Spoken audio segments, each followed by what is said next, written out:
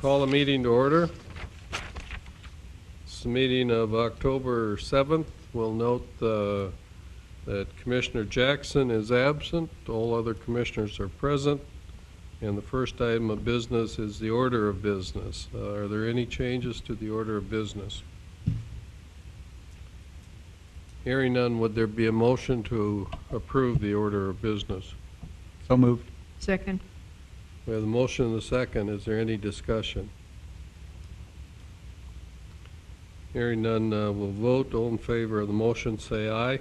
Aye. Those opposed say nay. The motion carries. The next item then is the consent agenda. Are there any items on the consent agenda you wish to discuss?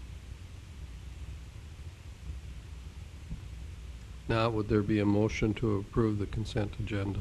I'll make a motion to approve the consent agenda. Second. We have the motion and the second. Any discussion? Hearing none, we'll vote. Mrs. Stuckert? Aye. Mr. Steiner? Aye. Mr. Altman? Aye. Chair votes aye. Motion carries.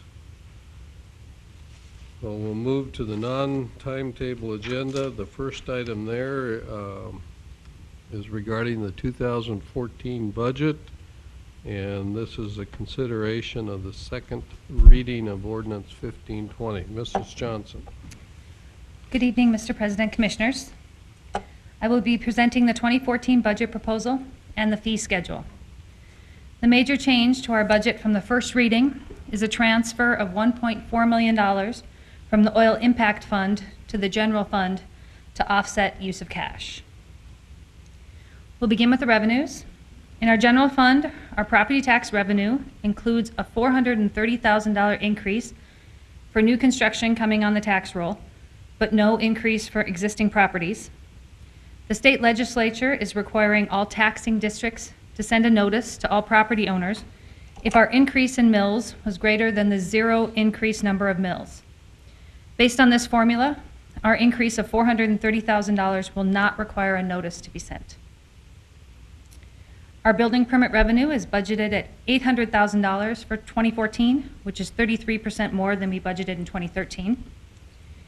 We have included $180,000 for the sale of an additional on-off sale liquor license.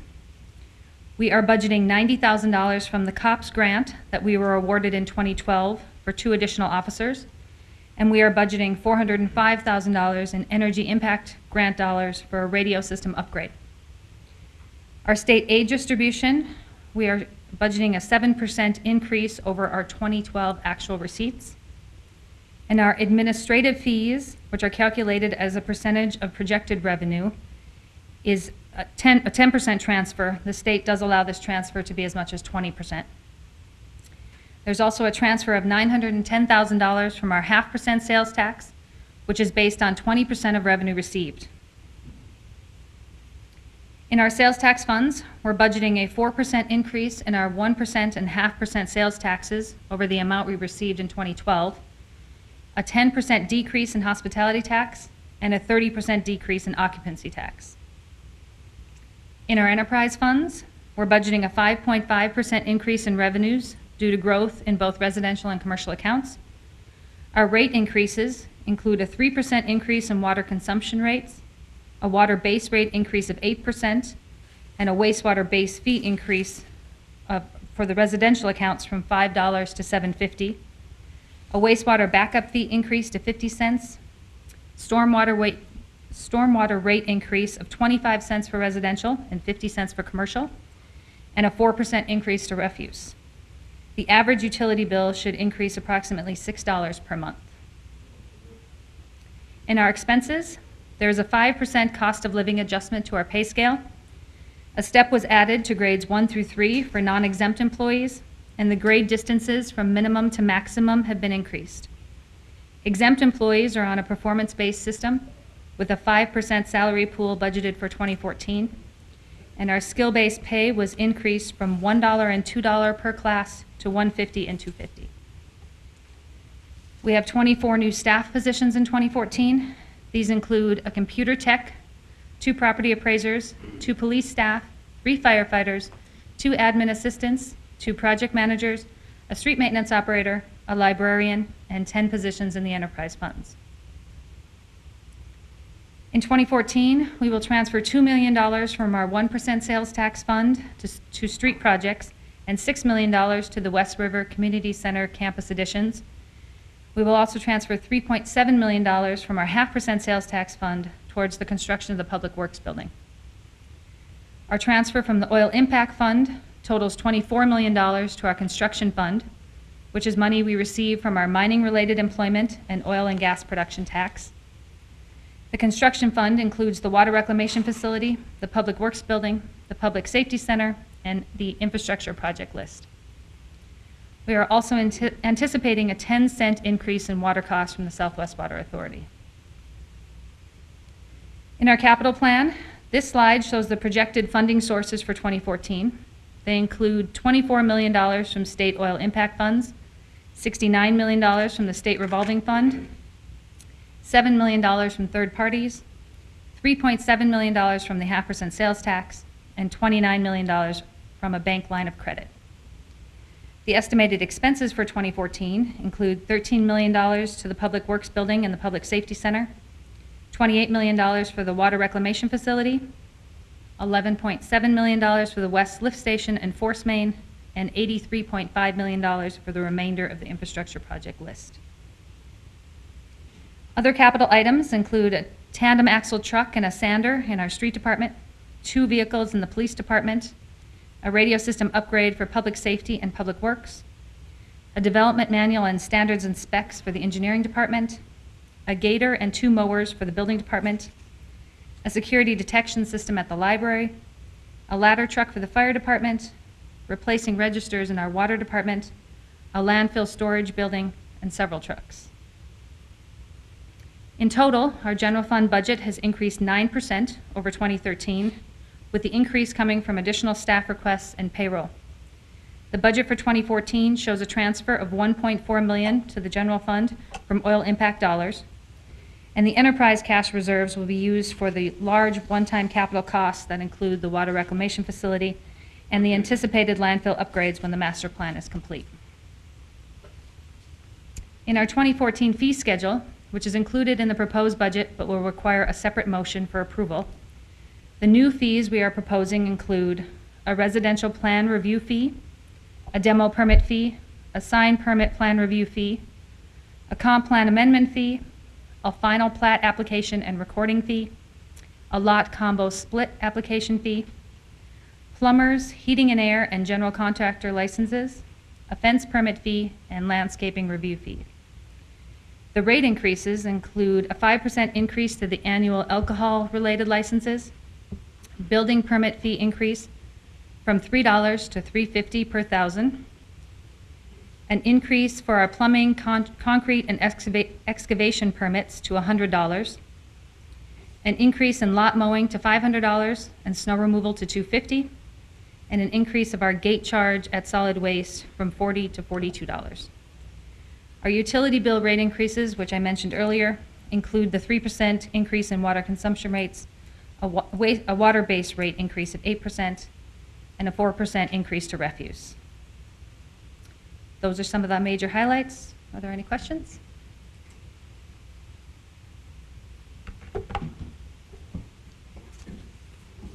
Thank you, Mrs. Johnson. Are there any comments or questions for her?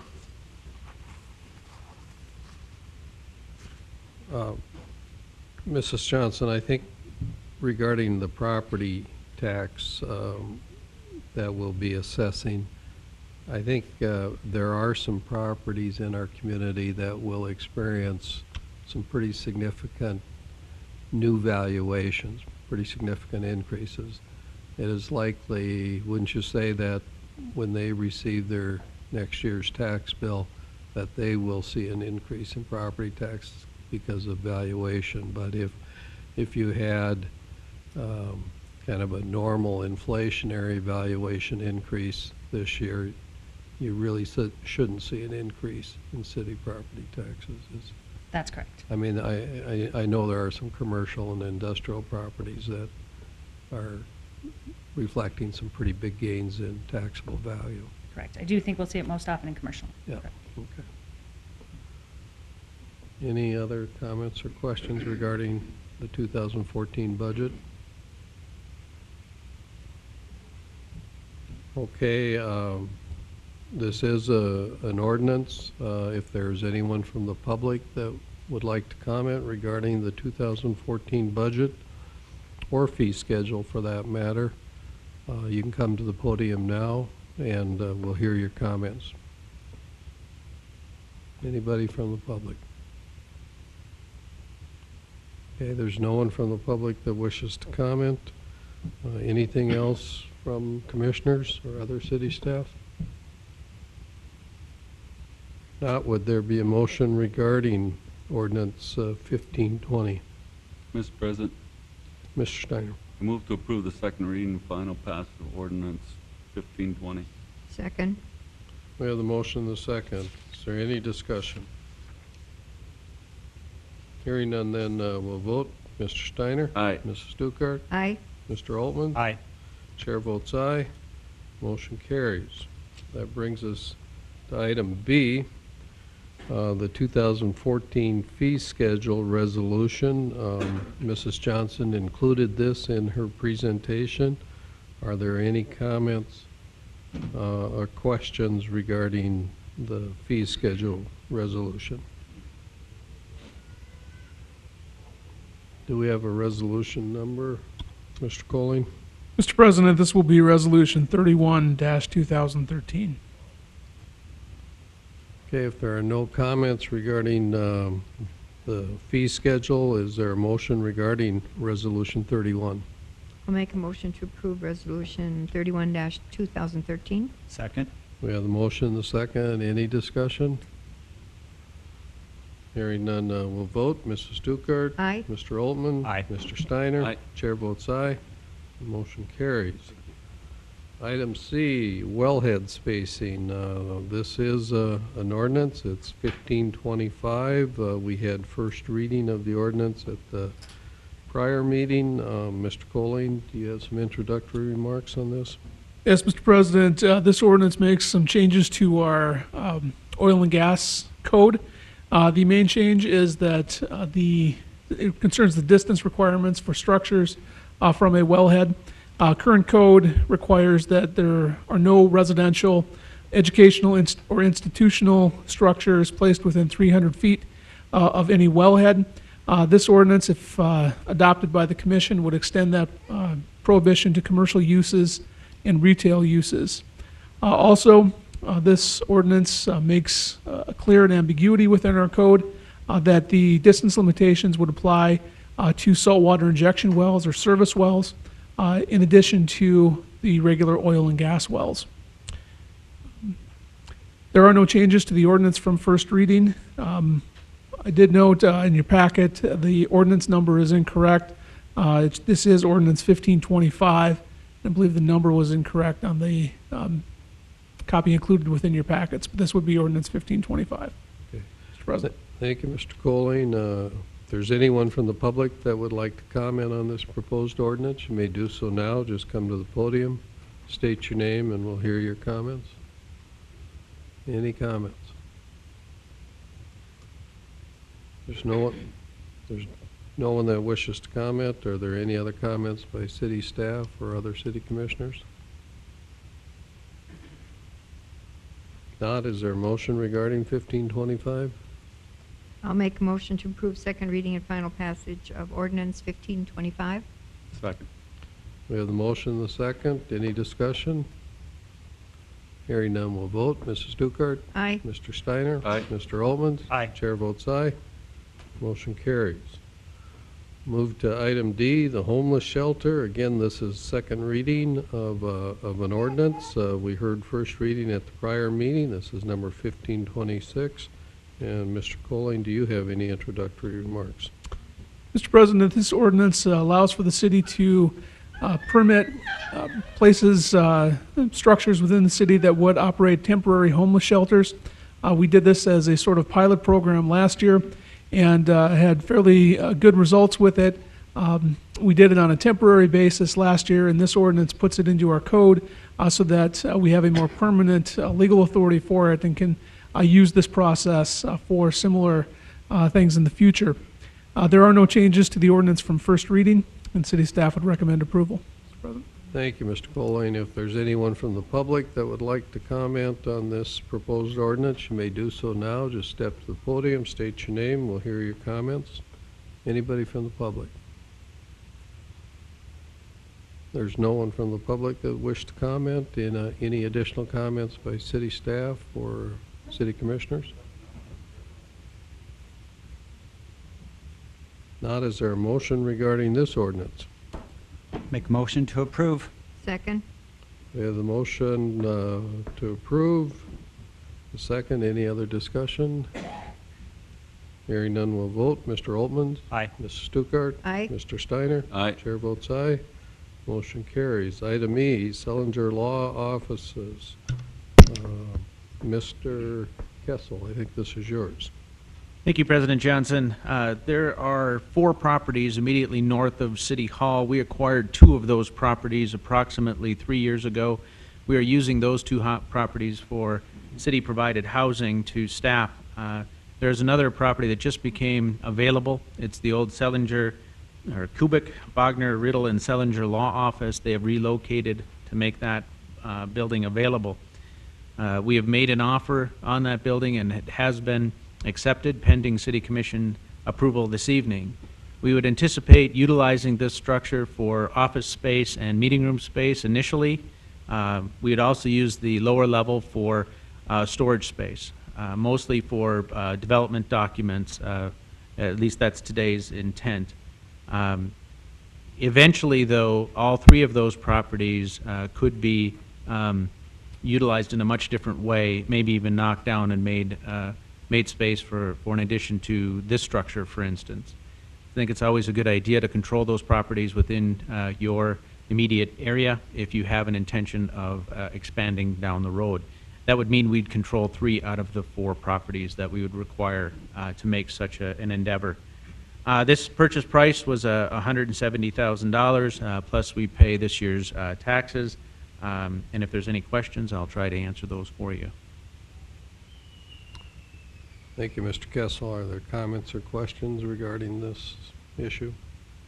I would have one. It's a fair price, and I think we should take the offer or sign the purchase agreement as long as they accept it. Thank you, Mrs. Stuckert. Anybody else? I think it's a good thing for us to do. We do need the room. We're going to need it in the future. And as Mrs. Stuckert said, I think it's a respectable price. About how many offices or how many staff members can that building accommodate? Right now, they have, in its current configuration, there's about 3 on the upper level, along with a common meeting room. There is an entrance area that you could put an administrative staff or have some other staff sit, so potentially 4 at the most. I'm not sure if you'd want to put any staff in the lower level. I'd rather have some of our building inspectors take a peek at that first before we'd make that decision. So I would say 3 to 4 staff offices and 1 meeting room space. Do you know what the square footage of that is?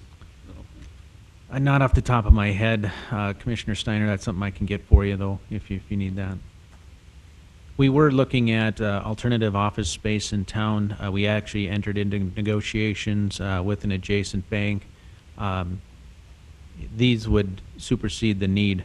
We would no longer require the use of that bank services, at least not in the immediate future, if we acquired this structure instead. And it would cost us a little bit of money to renovate. There's not been renovations in that building for quite some time, so we would have 170 into the purchase and probably another 10 to 20 in renovations, furniture acquisition, things such as that. Will we run into any issues like we did with the other 2 properties where when we went to do the renovations, they were so costly, that we backed down with lead paint and things like that? Or Well, the renovation I'm speaking to are mostly painting rather than moving walls or anything of that nature. Might be some flooring removal, more cosmetic issues than anything Okay. else.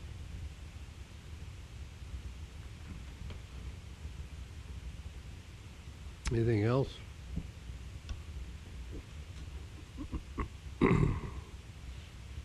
So, Mr. Colling, what we have here in our materials is is it a purchase agreement? That's correct, Mr. President. It is a purchase agreement. You have an unsigned copy of it in your packet. The sellers did deliver a signed copy of that to City Hall earlier today. So if the City Commission does approve this, we will have that signed and be able to close on the property within the next week.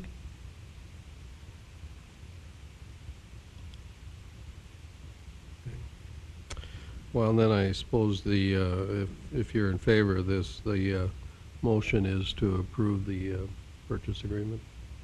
I'll make that motion. Is there a second? I'll second it. Any other discussion?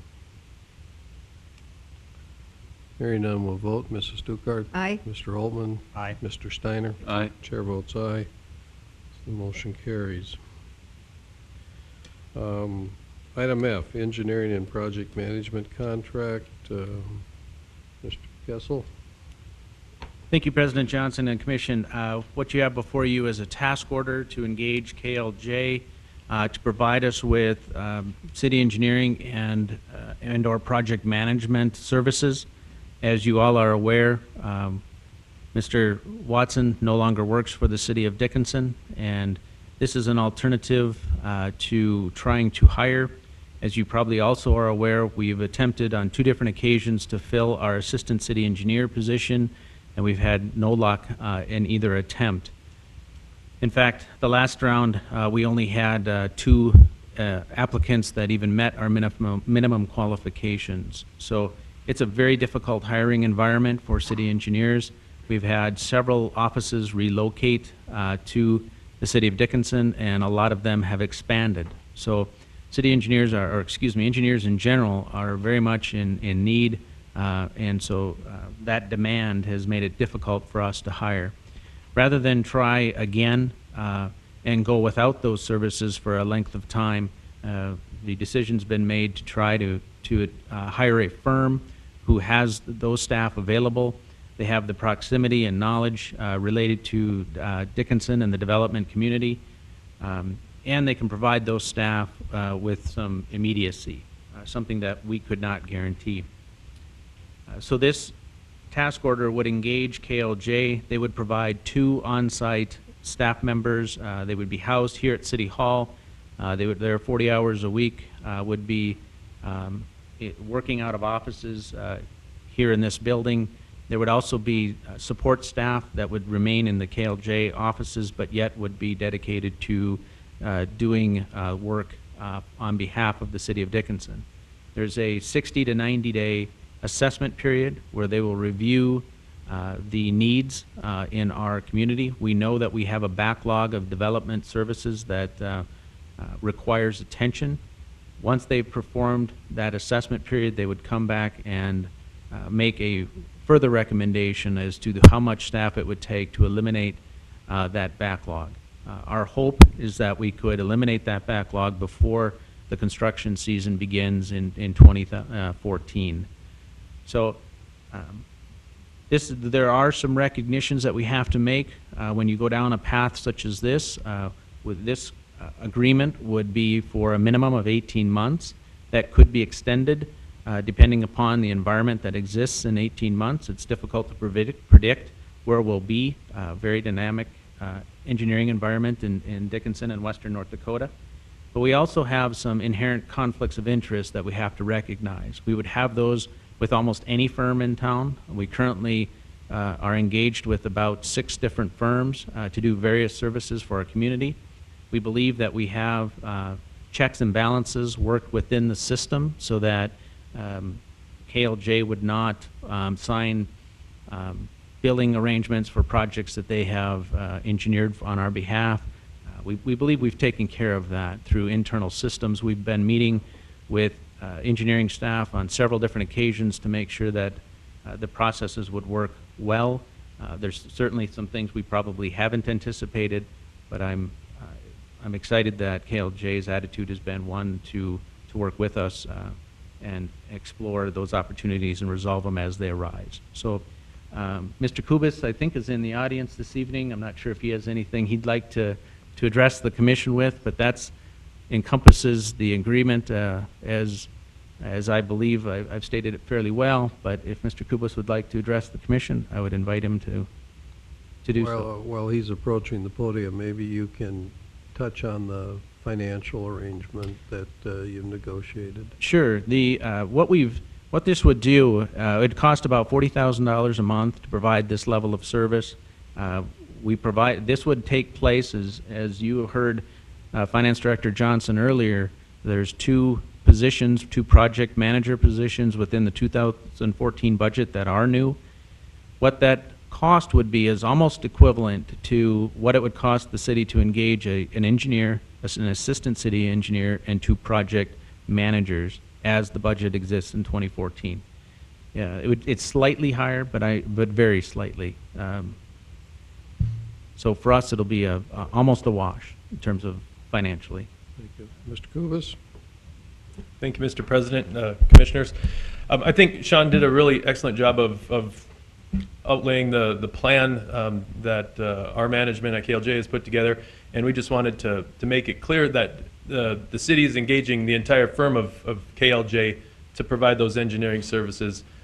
Myself and another engineer in our Dickinson office, Mark Millstone, would be the designated representatives that Sean had mentioned would be residing in City Hall to provide the day-to-day engineering that the city would require. And other than that, we would have the resources of the entire company to help reduce the backlog, like we had mentioned. So with that, I'd be happy to entertain any questions you might have. The 60 to 90 day assessment period that Mr. Kessel mentioned, does that mean that during that time we wouldn't be issuing any building permits? Would we be putting a hold on things, or would we try to move forward with projects that are ready to go? My intention, my hope would be that we keep things moving along. In the meantime, assessing the situation, how we can improve the processes, and trying to reduce some of that time frame to issue those building permits. But in no means do we intend to stop the process for 60 to 90 days. Good. I would support that. So. And please send us someone that is willing to work with the customer. I'll do my best. Any other comments or questions? In anticipation of your approval tonight, we did have them go through background checks, and so far they're all pretty good.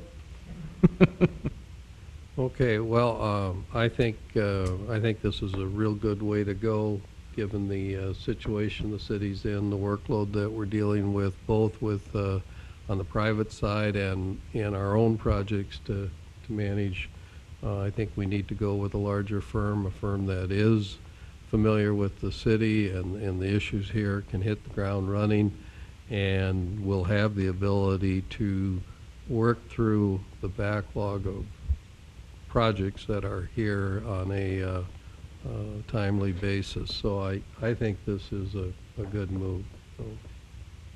Yeah, I would concur. You know, it's going to be a wash financially, but we'll actually have the positions filled. You know, we had it in the budget for next year, but we haven't been very successful at being able to fill those positions. So now we know that we will actually have bodies in place and that the work can get done. So with our building environment, I don't know that you can put a price on that right now. We basically lost out on our 2013 construction season. There is a backlog, and I think this is the way that we get ahead of it.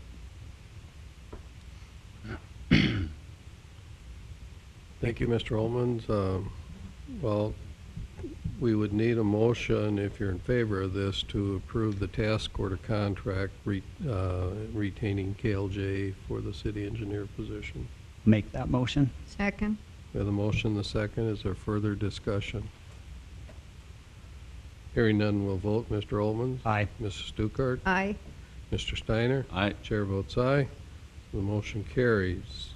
We do have some timetable agenda items. The 455 item is the introduction and oath of officers for 2 police officers. And Chief Dossinger, are you going to make the introductions?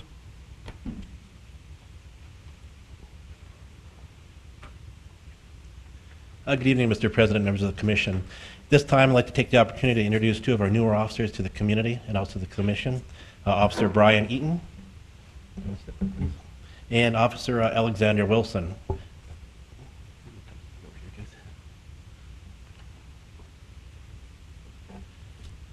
Officer Eaton came to us from the Hettinger County Sheriff's Department. He is originally from New Brighton, Minnesota, and is a graduate of Minnesota State University. Officer Alexander Wilson is originally from Ritchie, Florida. He's also a graduate of Minnesota State University and attended the Hibbing Community College a skills training program. This time we'd like Mr. Kessel to swear him in.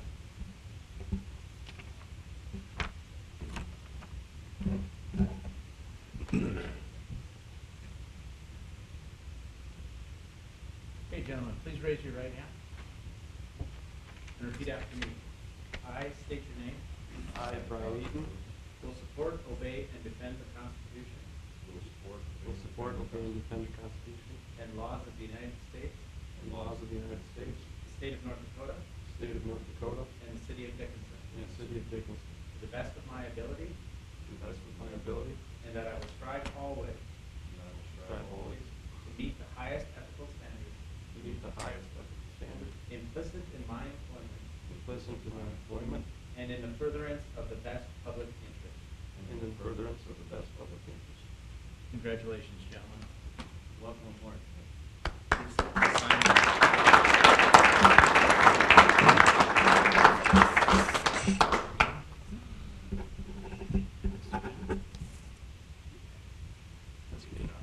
It's me. Oh, you went. I went to both.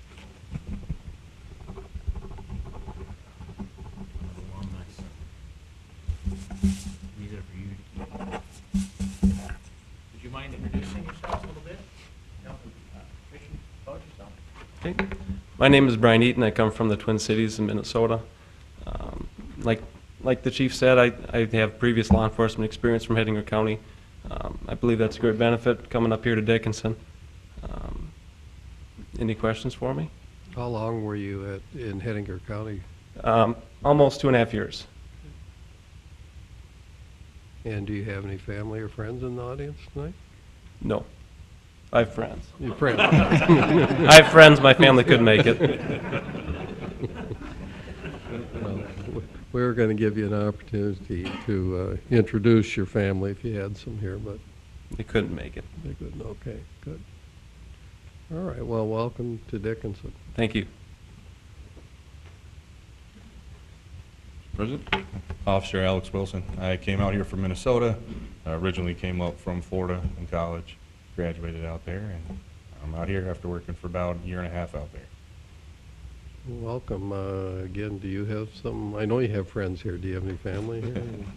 I did, but they left, my wife and kids. Okay. Those are Well, my kids screaming. They were here for a while, so that's nice. Okay. They mustn't have liked their budget because they were yelling. during Yeah, the- they were excited. They saw all those increases for the police department, so. All right, well, thank you. Good luck to both of you. Thank you. Thank you, Chief. And we have a 5 p.m. presentation, and we'll let Mr. Kessel make those or that introduction. We might want to have some of our police officers stick around. Mr. Rauschenberger gets a little wild sometimes, so. I'd like to introduce Deputy Tax Director. I'm not sure if that's still your official title, but Ryan Rauschenberger, he has been excellent to work with. In this past legislative session, he's my go-to guy when I need answers to tax-related questions, and he's going to present tonight the impact of legislation that occurred in this last legislative session, and specifically with regard to monies being returned back to oil hub cities. So, Mr. Rauschenberger. President Johnson, members of the commission, thank you for having me, and special thanks to Mr. Kessel for inviting me. This is a topic on which I spent quite a bit of time this last session, and we kind of handle the forecast. So I just kind of wanted to go through, in talking with Mr. Kessel, we thought it would be a good idea to give you an overview of what really happened in House Bill 1358 during the session, which in my opinion was one of the most important bills that actually got worked on during the session.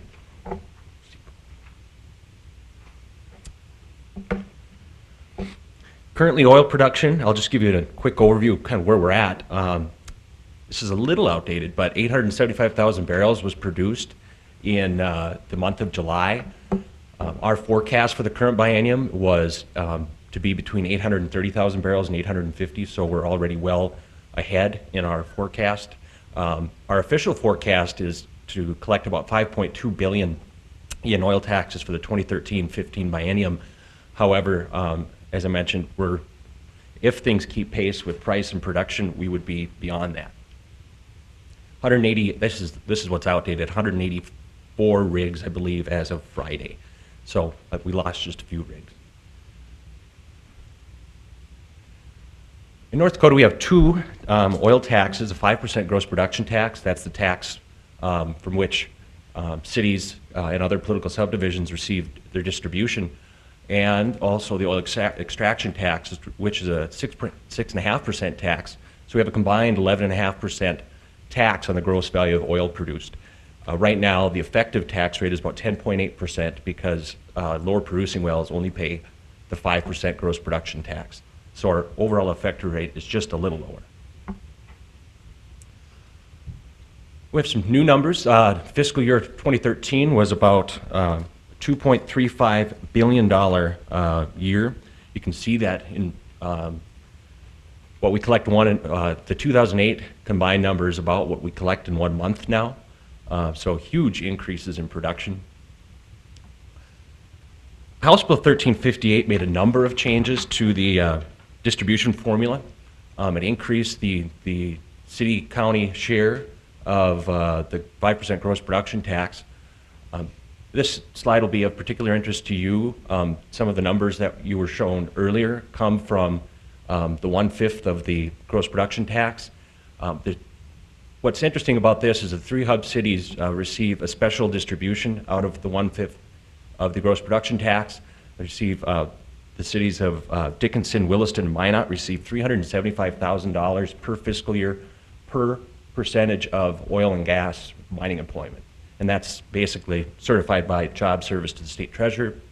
Right now, Dickinson was at 19% during the session. You're 21% now, which Job Service updated. So the numbers have all increased a little bit since the session was over. And there's also $125,000, kind of the same structure for the cities within hubs, for schools within hub cities. So they receive a third. Yeah. Mr. Rauschenberger, I have a question on 2 questions. The $375,000, that's a fixed number, is it not, regardless of what the price of oil is or production?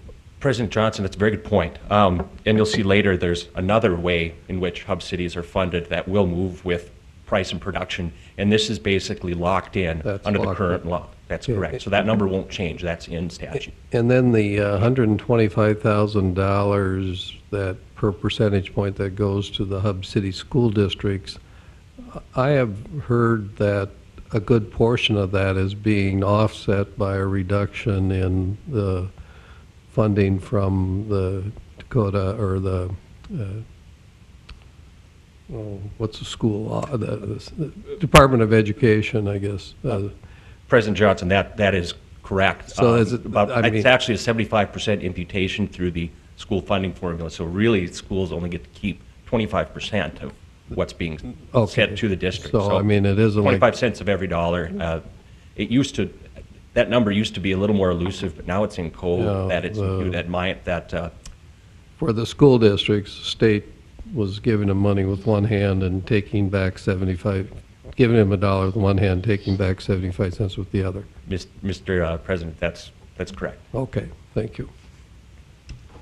Also out of this 1/5 is the $240 million for the Oil Impact Grant Fund. The new Heritage Fund, this was just created this session. 4% of the 1/5 goes to this new Heritage Fund and is capped at $30 million per biennium. And then 4% goes to an existing abandoned oil and gas well plugging and site reclamation fund, and that's capped at 10 million. That's an existing fund that's typically funded by fees when drilling permits are filed. And then finally, the remainder to the state, which I will get into in just a little bit on a different slide, and I'll show you where all the state dollars go to different funds. Before you leave that slide, Mr. Rauschenberger, yes. I have a question. How often does Job Service certify the oil or mining-related employment to your office? Mr. Kessel, I believe quarterly. So that number, as long as the percentage, the only reason that funding would change to 375,000, the only way that would really move is if your mining employment were to go up or down. So that, I believe, that's a good question for the Treasurer's Office, but I'm not sure if they'll do that quarterly, or I'm guessing so, since they updated the numbers from session, and I think it's quarterly. I believe you're accurate. Okay. During the legislative session, originally in House Bill 1358, there was a small amount of money to go to Job Service so that they could further refine those numbers by looking, for example, at transportation or manufacturing in your community that might be dedicated to the oil industry. Do you know, did that survive in the final days of the session? And President Johnson, I believe it did. I believe it was about 150 or 160,000, and I believe they're working on that. Okay. So there is I mean, many of the transportation jobs in the oil patch here are really energy-related jobs, and right now they're not counting in this, in our case, this 21%. That is correct. Okay. That, having worked on the sales tax side, we use NAICS code, and that's kind of how, when we break down our taxable sales and purchases, it's kind of the same issue that we have, where a lot of oil activity that's attributed, the sales tax attributed to oil activity is in wholesale trade or is in construction, and doesn't fall into a specific production company NAICS code. So we have that same issue too. Right, okay.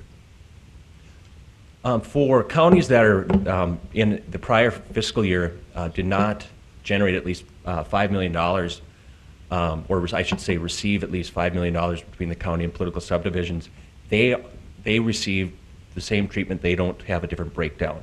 They basically get to share, at least between the political subdivisions, they get to keep 4/5 of the gross production tax as long as they were below 5 million. So their treatment really doesn't change. So the smaller producing counties really don't have a change in their formula. However, for those over the 9 counties that produced more than $5 million or received more than $5 million in the last fiscal year, this is where things really changed under the gross production tax law, distribution law.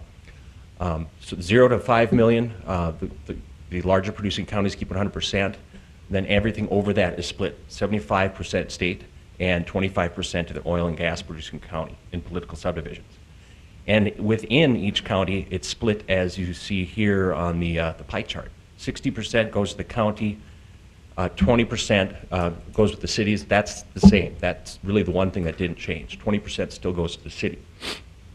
Now schools are down to 5%, but hub cities are really extracted from that. Hub city school districts, I should say.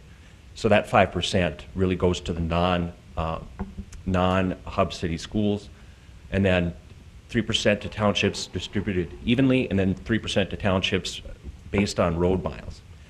And probably one of the more interesting financing or distribution mechanisms that was put into place was the 9%.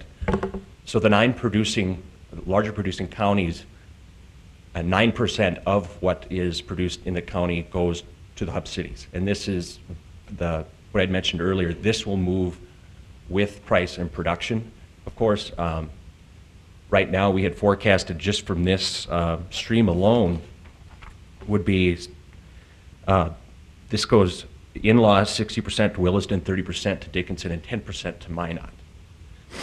And based on our estimations, that would be $13.71 million to Dickinson out of this special 9% for the hub cities. 13.7? Right, but that does not include, and that's a biennial number, that does not include the $375,000 stream.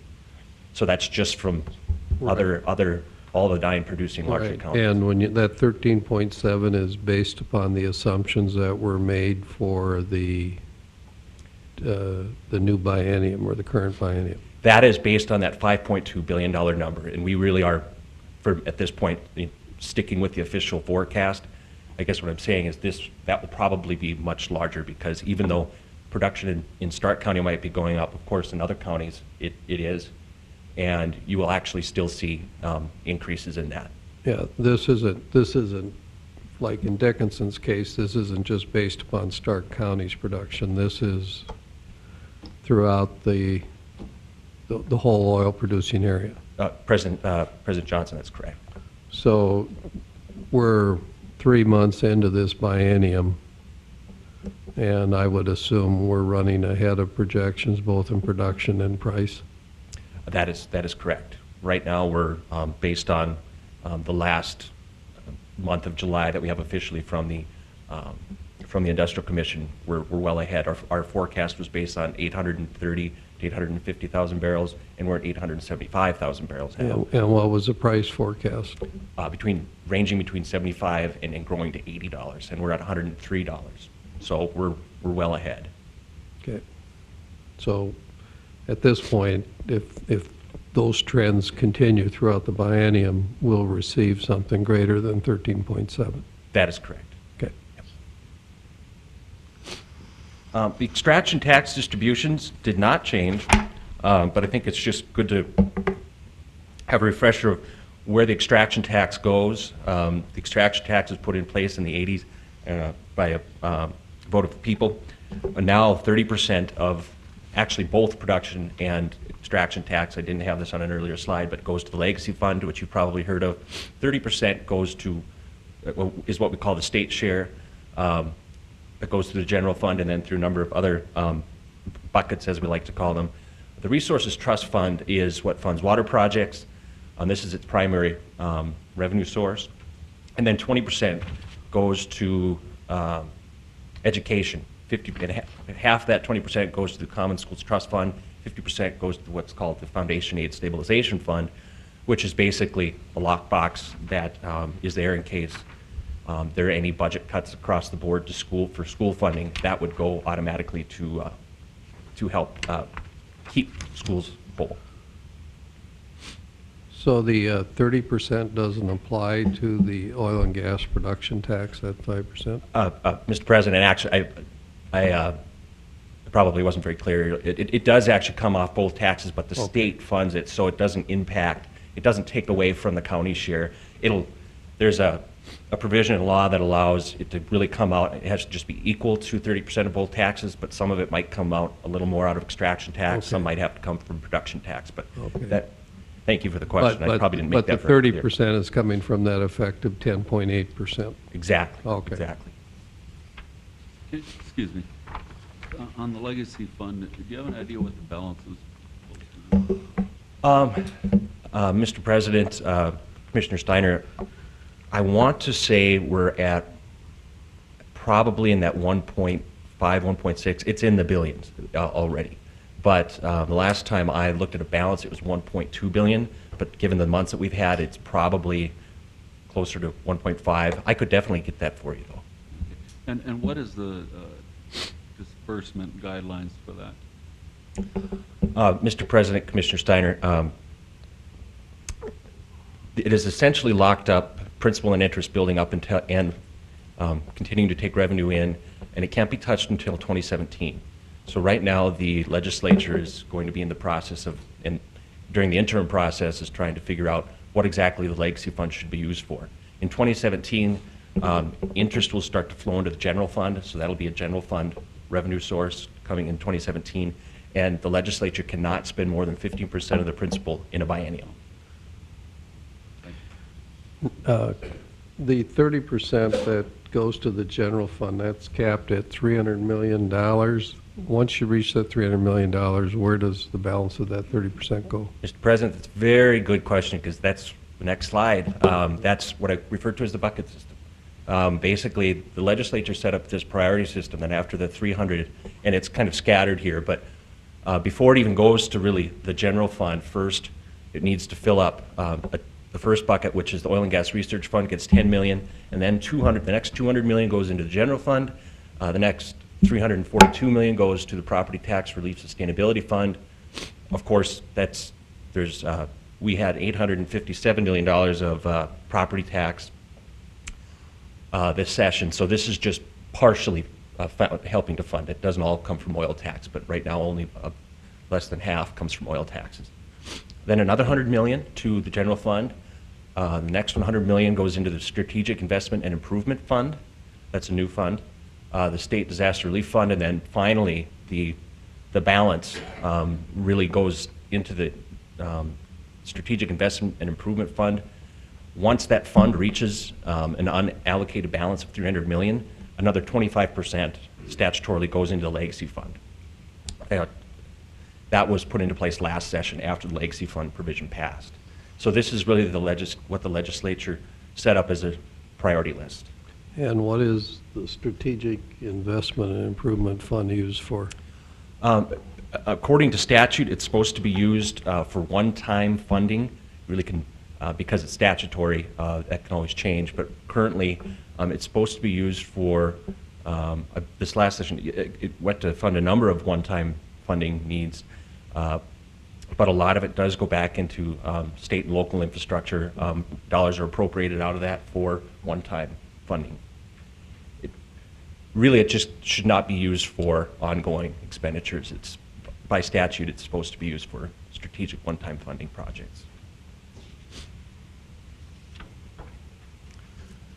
And then finally, I don't need to go through all this, but the last few slides breaks down House Bill 1358 and what was appropriated and earmarked. You can see here the county, city, school numbers.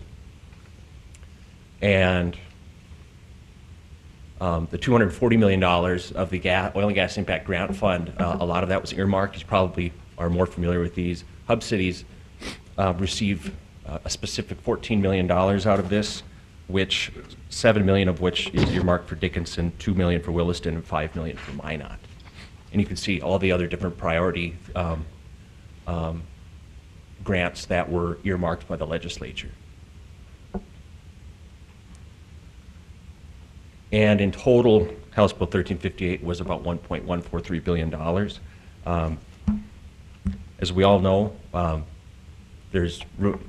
next session, I know we'll definitely be looking at this because, as you all are well aware, all those provisions, the distribution provisions, are one time and they sunset. So it won't even be long till I'm sure legislation will be worked on, whether it's an interim process and the governor's office, of course.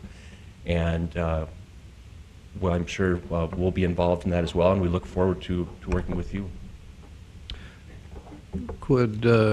There are a number of state funds here, whether it's the Legacy Fund or School Resources Fund, but from what I've read and based upon kind of where oil prices and oil production are today, if those numbers hold close, it appears to me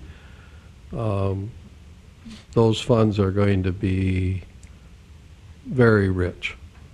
Is that an accurate assessment, do you think? Mr. President, you know, the way I think of it is really that $5.2 billion. If we continue, I guess the way I've thought of it lately is, if we continue on the current path of what we call our last full month of oil and tax collections, that the difference between 5.2 billion and I'll back up. If we continue on current price and production, this biennium would be really a $6.6 billion biennium. If you just kept going for the next 24 months straight, about 6.6 billion compared to that 5.2. Mm-hmm. That will basically be sitting at the end of that bucket list. So that will be in that strategic investment and improvement fund. And that will be where a lot of one-time funding will come from. And of course, we currently have it forecasted to hit the Strategic Investment Improvement Fund, but that difference, that 1.4 billion, will be in there as well. So even without the improvement in production and price, I've read that these various trust funds would contain, they would be overflowing. That's correct. They will have a considerable. And if the current pricing and production environment persists, they'll be overflowing by another $1.4 billion. That's correct.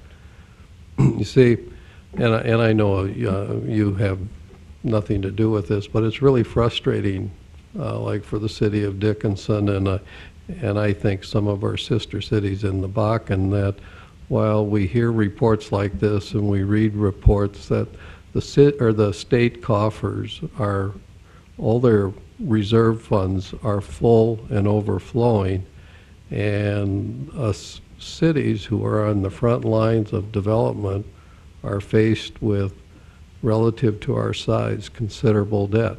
In our city, we think by the time the legislature meets again, we will be carrying about $100 million in debt. And it seems like we've got our priorities a little bit skewed, and it's frustrating for us. I mean, we're grateful for the impact funds that we receive, but like in our case, we're probably growing our city from roughly 16,000 people to somewhere between 25 and 30,000 people in a relatively short period of time, and the infrastructure build-out is extremely expensive. Mr. President, I wholeheartedly agree. I'm from Kenmare, just outside of, just 40 miles outside of Stanley, and things are, from my hometown, are pretty crazy too. And I understand what's kind of growing up fairly close to the oil patch. I completely sympathize, because there's a lot of change going on, and I look at that sunset as an opportunity to go back and look at some long-term and permanent solutions. Really look at the distribution formula from a blank slate and kind of start from scratch. Well, we thank you for being here. Other comments or questions? And we know if you were writing the legislation, it would probably be more favorable to us. But, so, well, thank you for having me. Thank you for presenting and answering our questions. Thank you.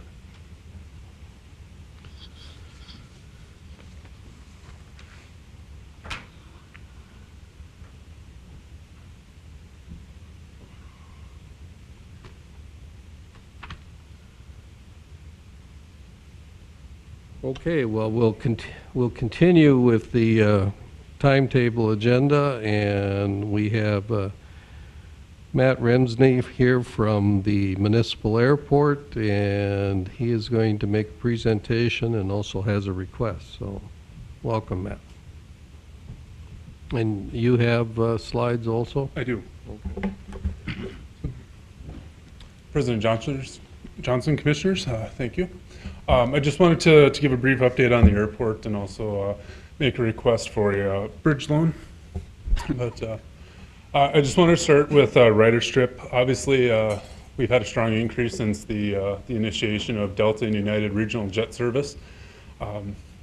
Before the service, we were averaging about 1,300 passengers a month. When Williston got their service in November, we definitely seen the decline. And just to give you an example of how good the Delta service has been, as of May 31st, we were down 33% year to date. We had only enplaned 7,000 passengers as of May 31st, and down from about just over 10,000 in 2012. As of August 31st, we enplaned, our plane passengers are up 8% year to date. And at the time of putting this presentation together, I did not have the numbers from the airlines. I do now. We enplaned 4,300 in September, and that has put us at 22% year to date as of September 30th. We're at 22,000 passengers total roughly for the year. Last year we enplaned 24,000. We're expecting to enplane roughly 34 to 35,000 by the end of this year, And on a full year, we're anticipating 48 to 50,000 passengers being enplaned at the airport. That's if the airlines keep us at our current service. You know, we're always, the airport authority and I are always staying in contact with Delta and United, and they keep pretty close to themselves if they are looking at any additional flights. Our load factors are in the 60% range.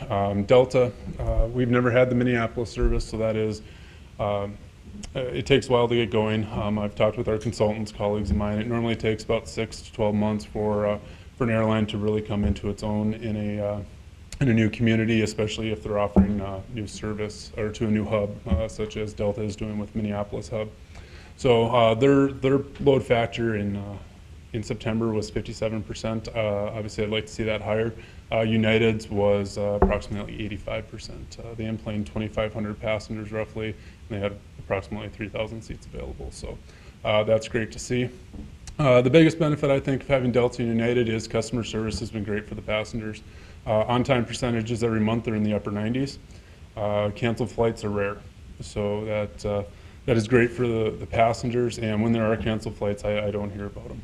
I used to in the past, but they take care of their passengers very well. So, here's a graph of the enplanements for 2012 compared to 2013.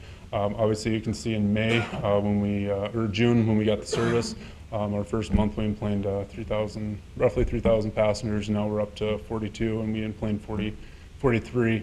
I know the 43 doesn't seem like a big jump from August. However, historically, if you look at our passenger numbers, September is always below August. So to see September above August is actually very good to see. Okay. Any questions about ridership? If not, we'll go into current airport projects. The commercial ramp is one of our big projects this year. This is probably the most needed project out at the airport. When we started with Delta and United, our current ramp can only hold 2 aircraft. So it was a lot of coordination between the airlines with Great Lakes coming in the morning. If Delta didn't depart on time, we had to either park them on another ramp, bus the passengers down, or wait for Delta to depart before Great Lakes could get on the ramp. What we're doing is the commercial ramp expansion is adding about approximately 200 by 189 to the ramp, and we'll be able to park each aircraft independently of one another. So if Delta's delayed, it's not going to affect Great Lakes or United, and it'll just be a lot easier for everyone who's working on the ramp. It's about $1 million project that is being funded with the 80/20 grant from the Energy Impact Office, and we'll also be talking about this project a little bit later in the presentation. Our next project is a snow removal equipment storage building. As we've made our snow removal more effective and more efficient, we've added equipment to do that, and we need a place to store it. Currently, we have 3 pieces of equipment sitting outside. So that's being funded with the FAA and Energy Impact, and then our local share as well as 10% of the project. Master Plan Phase 2, this is a project that kind of snuck up on us this year. We were actually planning on going into an environmental assessment after the first master plan.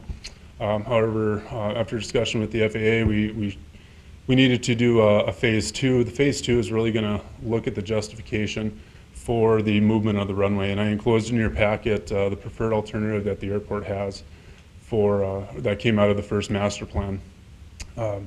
The FAA, just as they're pushing it up the line from the regional office to headquarters in DC, they need additional justification, and the second phase of the master plan will also look at a lot of the environmental stuff that we would have looked at in the environmental assessment. So if we do find something that would trigger a no-go because of environmental, we're not so far into the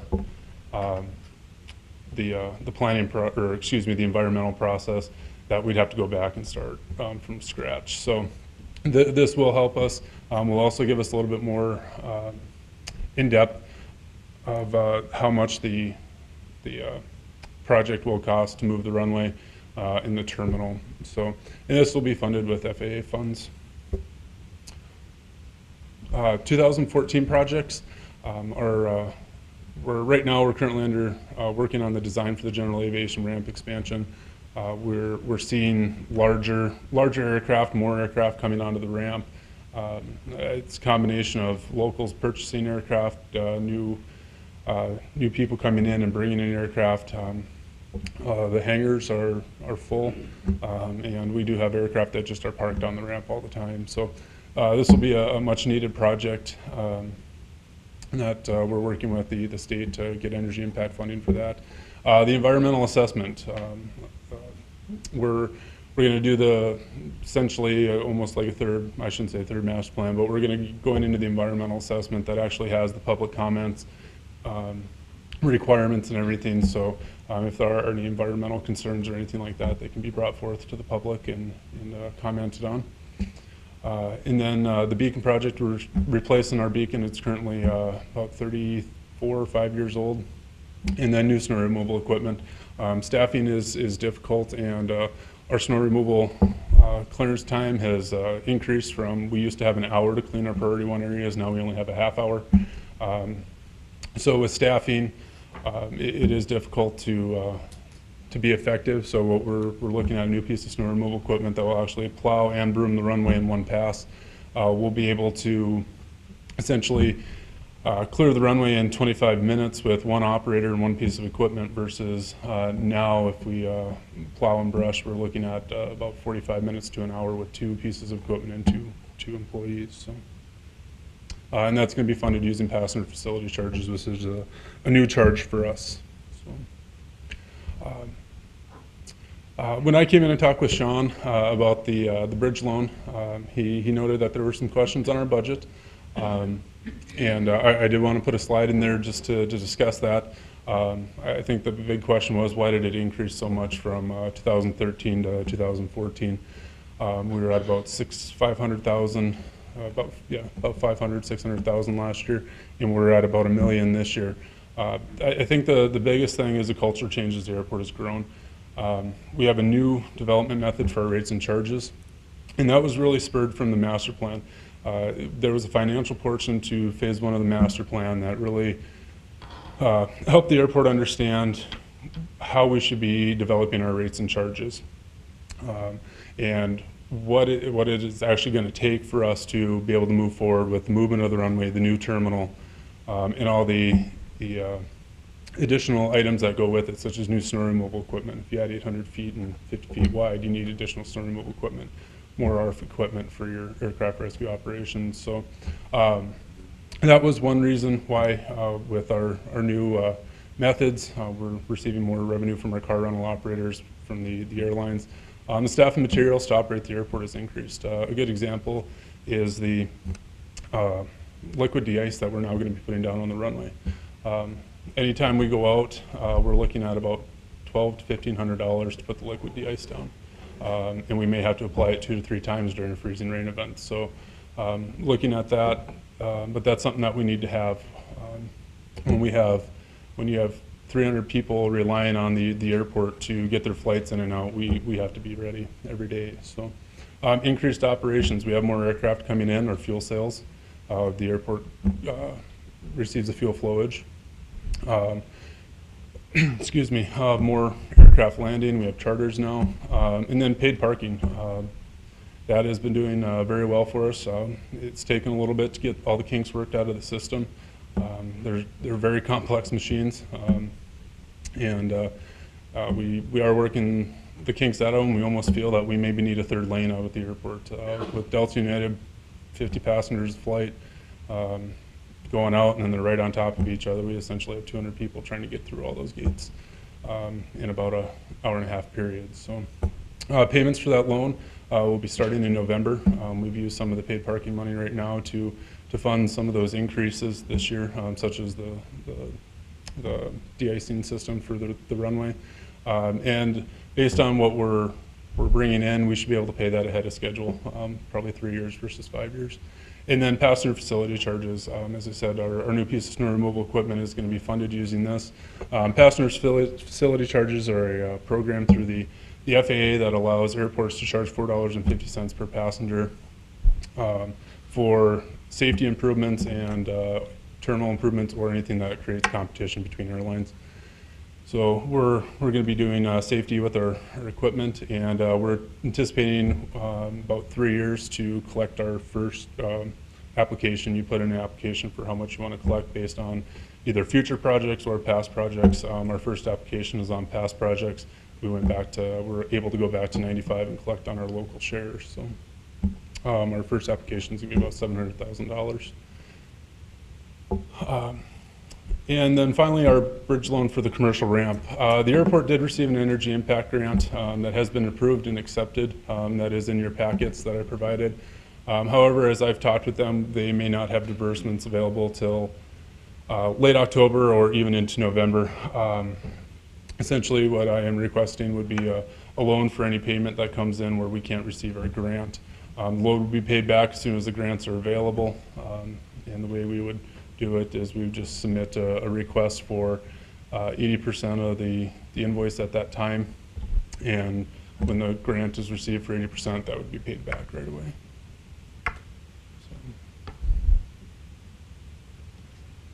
Is that it? Yep. Yep. Any questions? And tell us again, how much is the request of the loan? I didn't seem to put it in my packet. The loan was $796,000. 786? 796 is the grant award. 796, Yep. okay. And you thought you'd be able to pay it back by, As soon as the grant money is received. which is, you think, no later than sometime in November? November, from what it sounds like, is the disbursements get put into the energy impact coffers, and then as they can disperse it, they will. We just received our first invoice for the ramp project, so we'll be sending that, and basically it's put in a queue, and as money is put in, it's dispersed out based on when the grant request was received by the Energy Impact Office. So I would hope that we could have the loan paid back by December, but it's really dependent upon the Energy Impact Office and when we get our grant.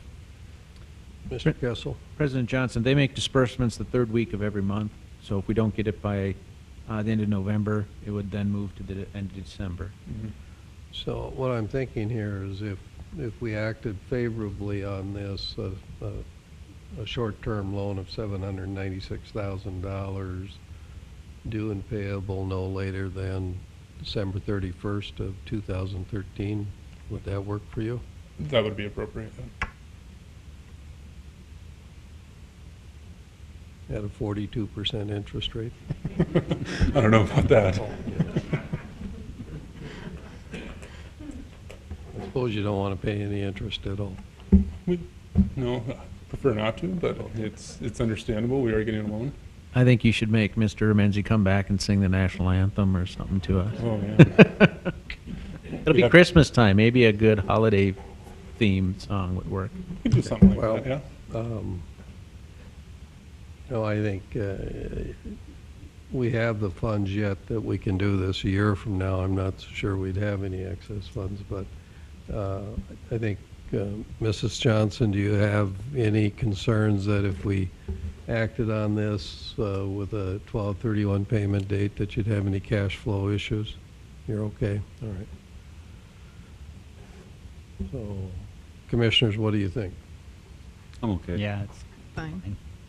So if we, if the motion authorized a $796,000 loan to the airport authority at a 0% interest rate due and payable no later than 12/31/2013, you'd be okay with that? Mr. Coyne, do you think I missed anything there? No, I think you've got it.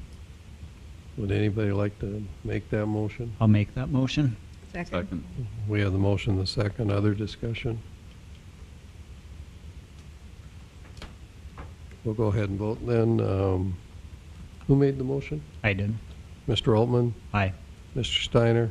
Aye. Mrs. Stuckert? Aye. Chair votes aye. So the motion carries. And for the record, I hear good things in the community about the Delta service and the United service. I think our people really enjoy having that. And as we get into the winter months, I think they'll enjoy it that much more with not having to drive back and forth to Bismarck. So, Absolutely. yep. Mr. President, Mr. Steiner. Matt, I just want to mention, I did talk to an individual that flew in from Minneapolis this weekend for the homecoming, and asked how his flight was. He said it was great. I asked him, I said, what'd you pay for a ticket? And he said, $310. And I thought, well, I don't know if a guy can drive that for $200, so the time saving and driving from Minneapolis back here has got to be worth $100, you would think. So I was fairly surprised by it and how inexpensive I think it is for a round trip to Minneapolis and back. I mean, if time is worth money to you, then this is the route to go. So. Absolutely, and you know, that's one thing. And the airlines are very competitive, and with having the United service to Denver or Minneapolis, I mean, there is that competition. Even though they're going to different hubs, they're still competing for the same passengers because you know it's normally the final destination is normally not the hub. So, yeah. I thought it was a great price myself. Mr. Kessel. Matt, Great Lakes is still operating out of the airport, correct? yes. And do you anticipate that changing anytime soon? No. They of the 4,300 passengers, they did 151, and then they are currently sharing the flight with Williston. So we have 2 round trips a day with Great Lakes that are shared with Williston. They're still putting enough passengers on in both Dickinson and Williston to justify the 2 round trips. So at one point it was 3, and then it got bumped down to 2. So as United and Delta started getting grounded, Dickinson, it dropped down to 2. So. And you're seeing a load factor for United, you said, of around 85%. Do you anticipate another flight? That's tough to tell. Like I said, you know, each airline, they're very competitive. They really don't tell you until they announce it. So that's essentially what happened with Delta. Your call surprised me. So. You know, we do the work on the back end, but like I said, they're very quiet, and a lot of the times I probably won't find out till the day before they make the announcement. So. Doesn't give you a lot of time to adjust. No, it doesn't. Okay, thank you for being here. Thank you. All right, we'll continue with the timetable agenda. We have some public hearings here regarding some rezonings.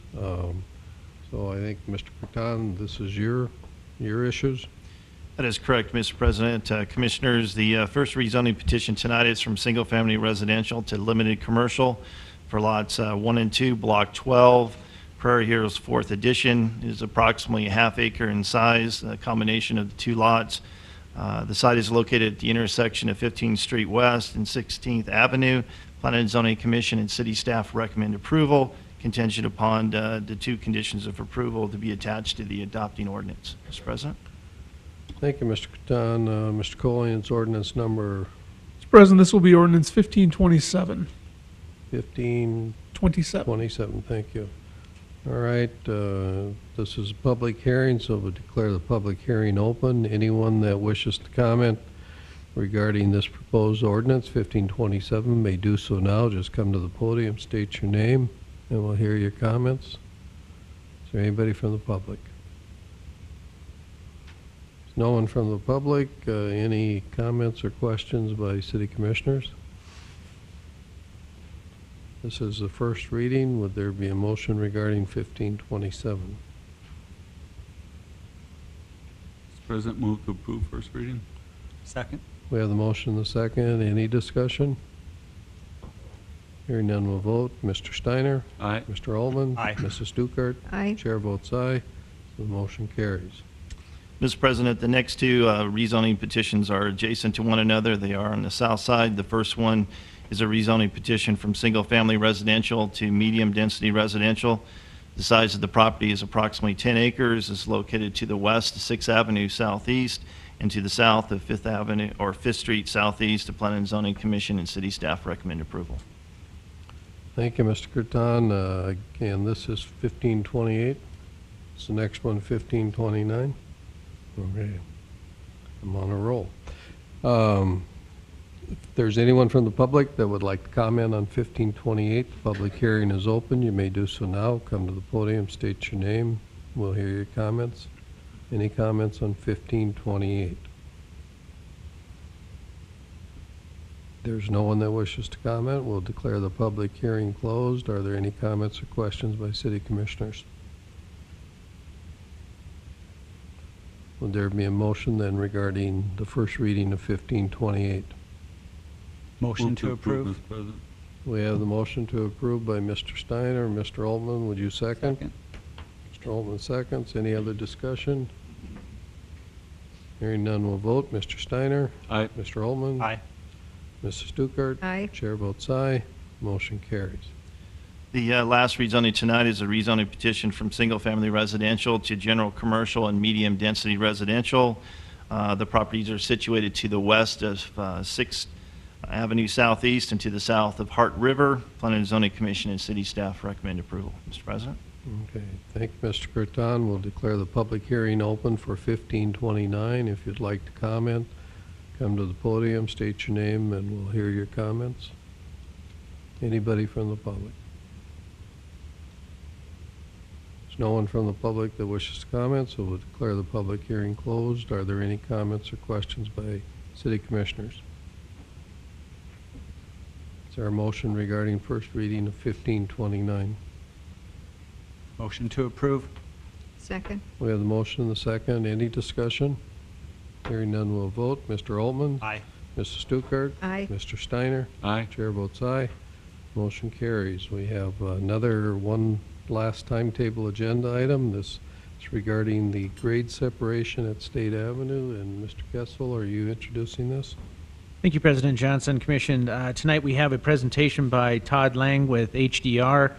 They are the consultants, engineers who have been hired by the state of North Dakota DOT to look at a grade separation at State Avenue just south of Villard. That grade separation has now been drilled down to an overpass, and he is going to present several options that are available to us with the staff recommendations. And I can tell you Todd can also count to 1529 because he's a Jamestown Blue Jay, and he and I went to school together. We'll hold that against you.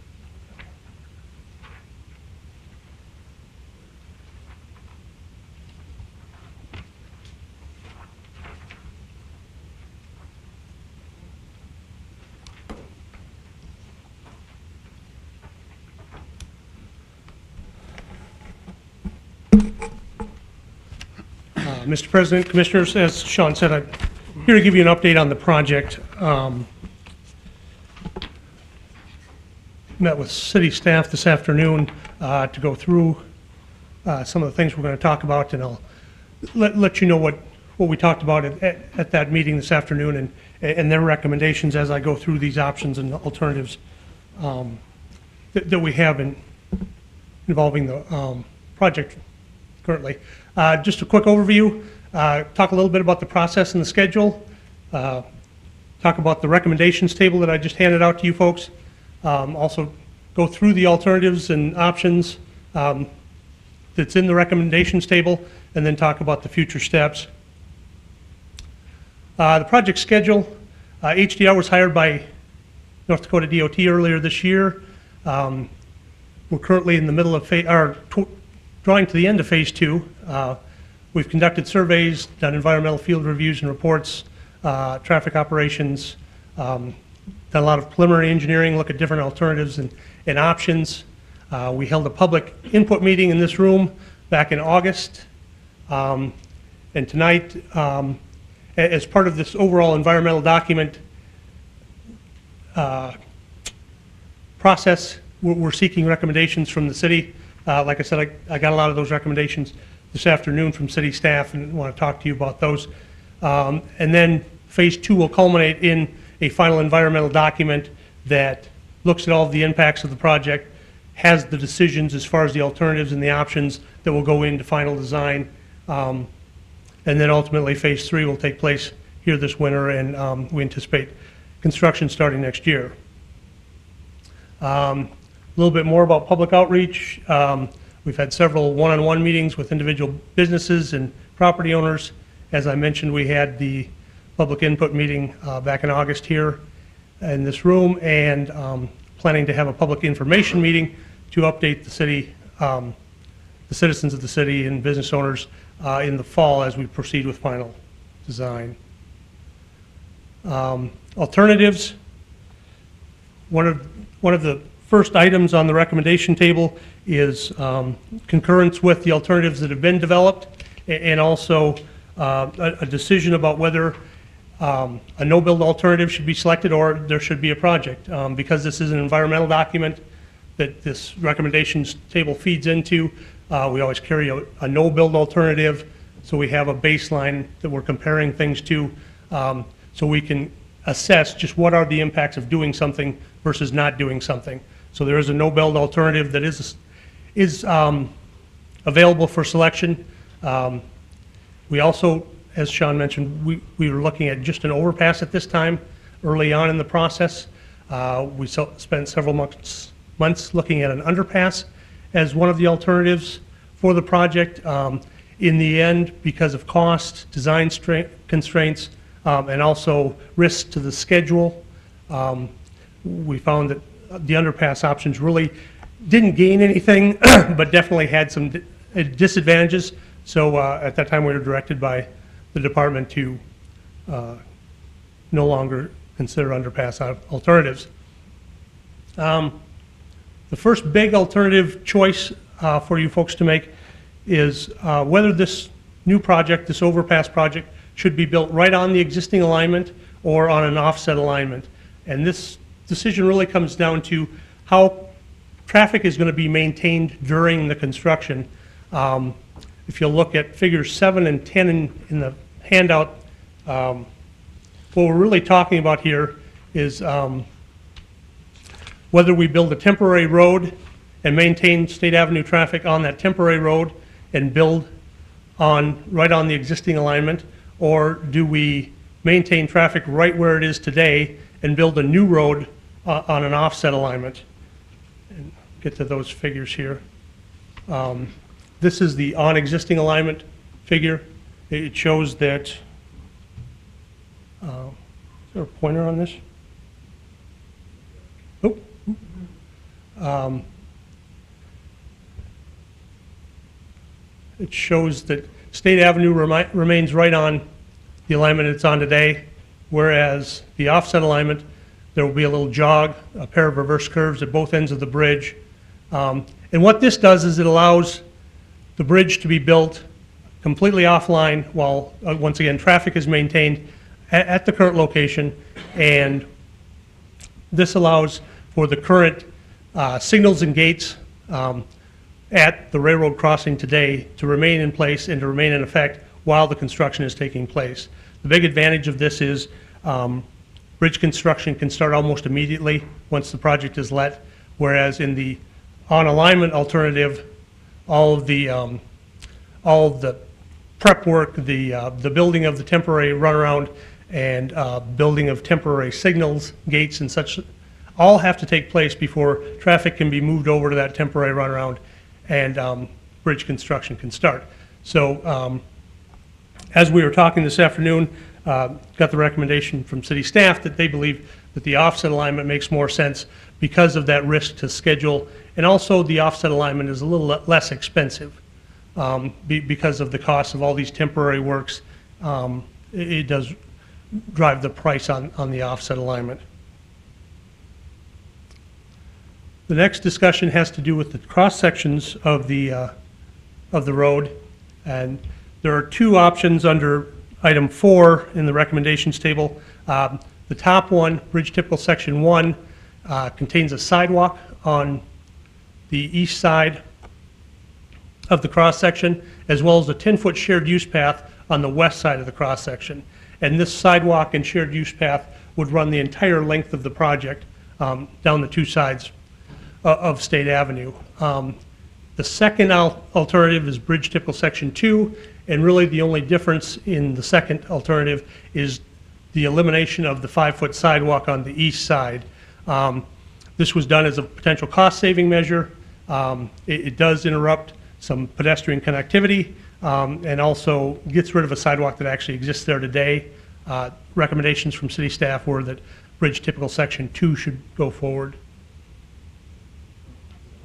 Or 1, excuse me, I'm sorry. I misspoke, 1. Mr. Lang? Yes, sir. Just for clarification, when you, on the other side, when you talk about a shared use path, who shares that path? I mean, Tim? Typically, a shared use path would be made for bikers, walkers, those types of, Not vehicles? They don't- not vehicles, no, sir. Okay.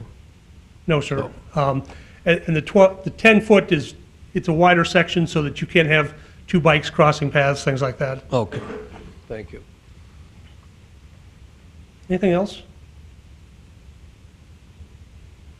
The next item on the recommendations table is the typical section for the roadway.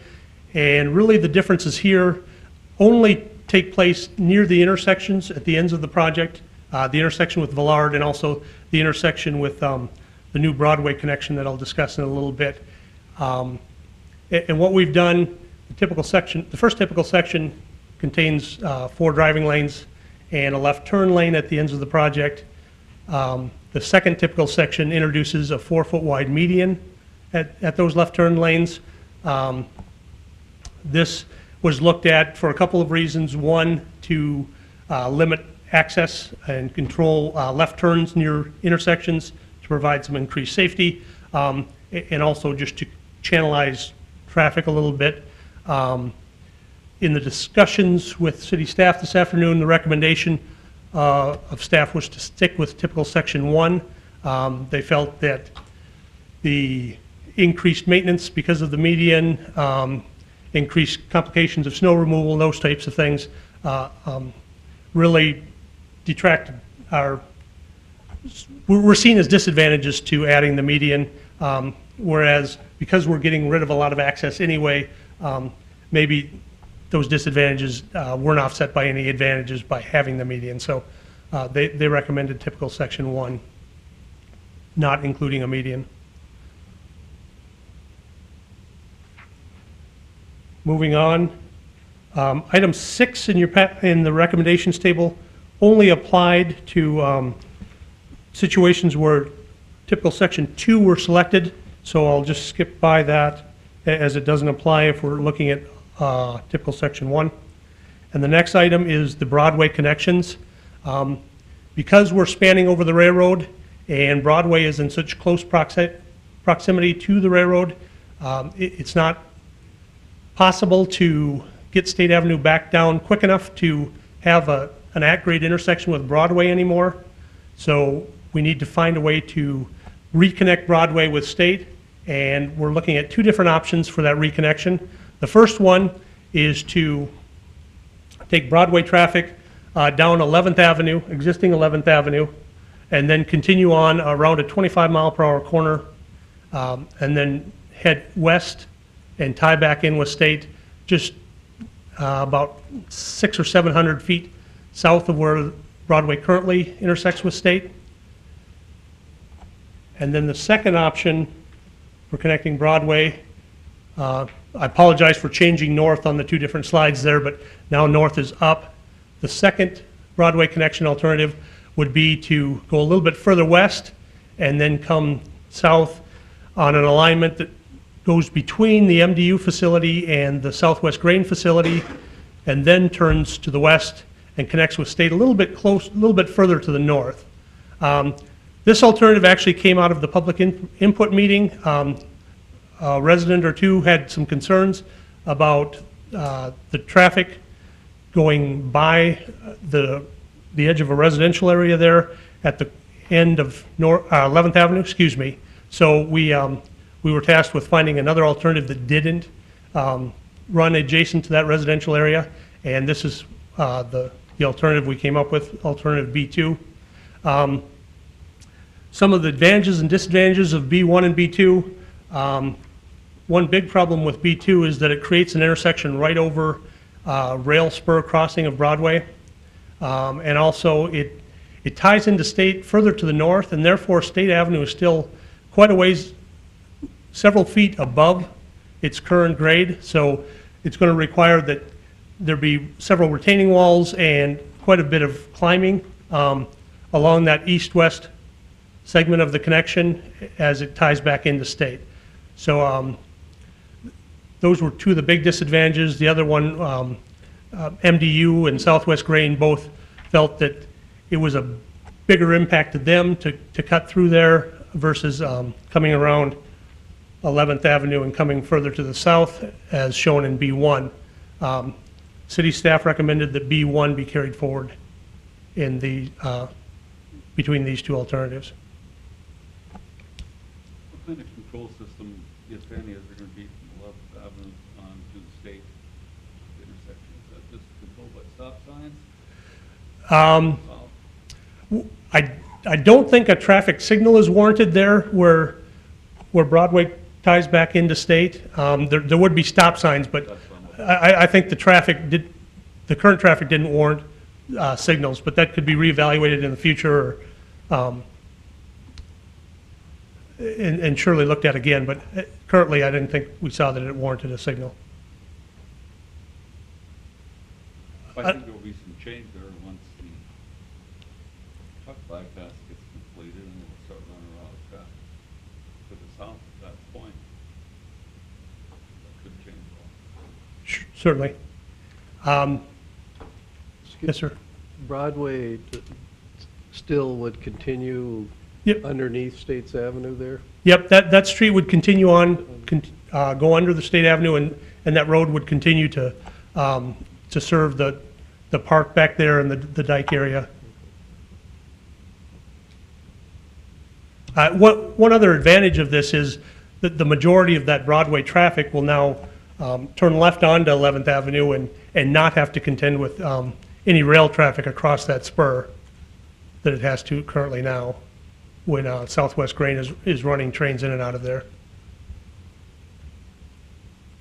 Todd, just to clarify, this is an at-grade intersection then, correct? Correct. By the time State Avenue gets that far south, it'll be at about its current grade, maybe a little lower. And so that would be an at-grade intersection between State and that Broadway connection. And the other alternative, which would bring the roadway essentially through here, this would be an elevated intersection and arrive right about at the corner, or at the beginning of the curve. Well, and if the B2 were selected, I think we could do some things to improve that a little bit, but it would be, yes, several feet up in the air compared to the existing.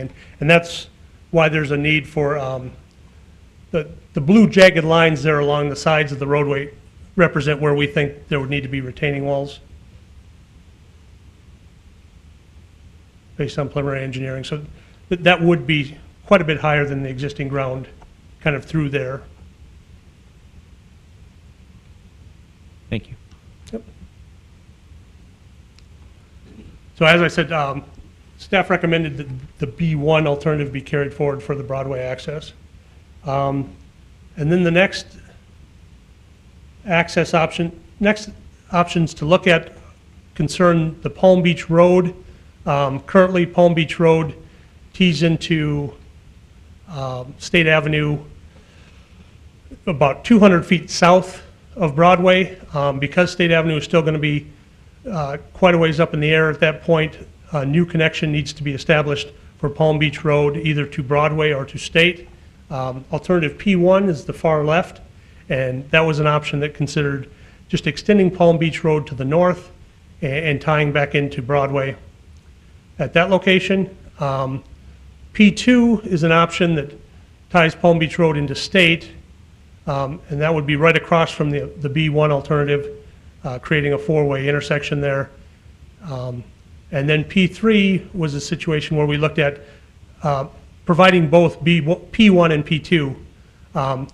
This received quite a bit of negative input from the residents. They had concerns about it becoming a through street, folks coming off of Broadway and going through their neighborhood to get onto State.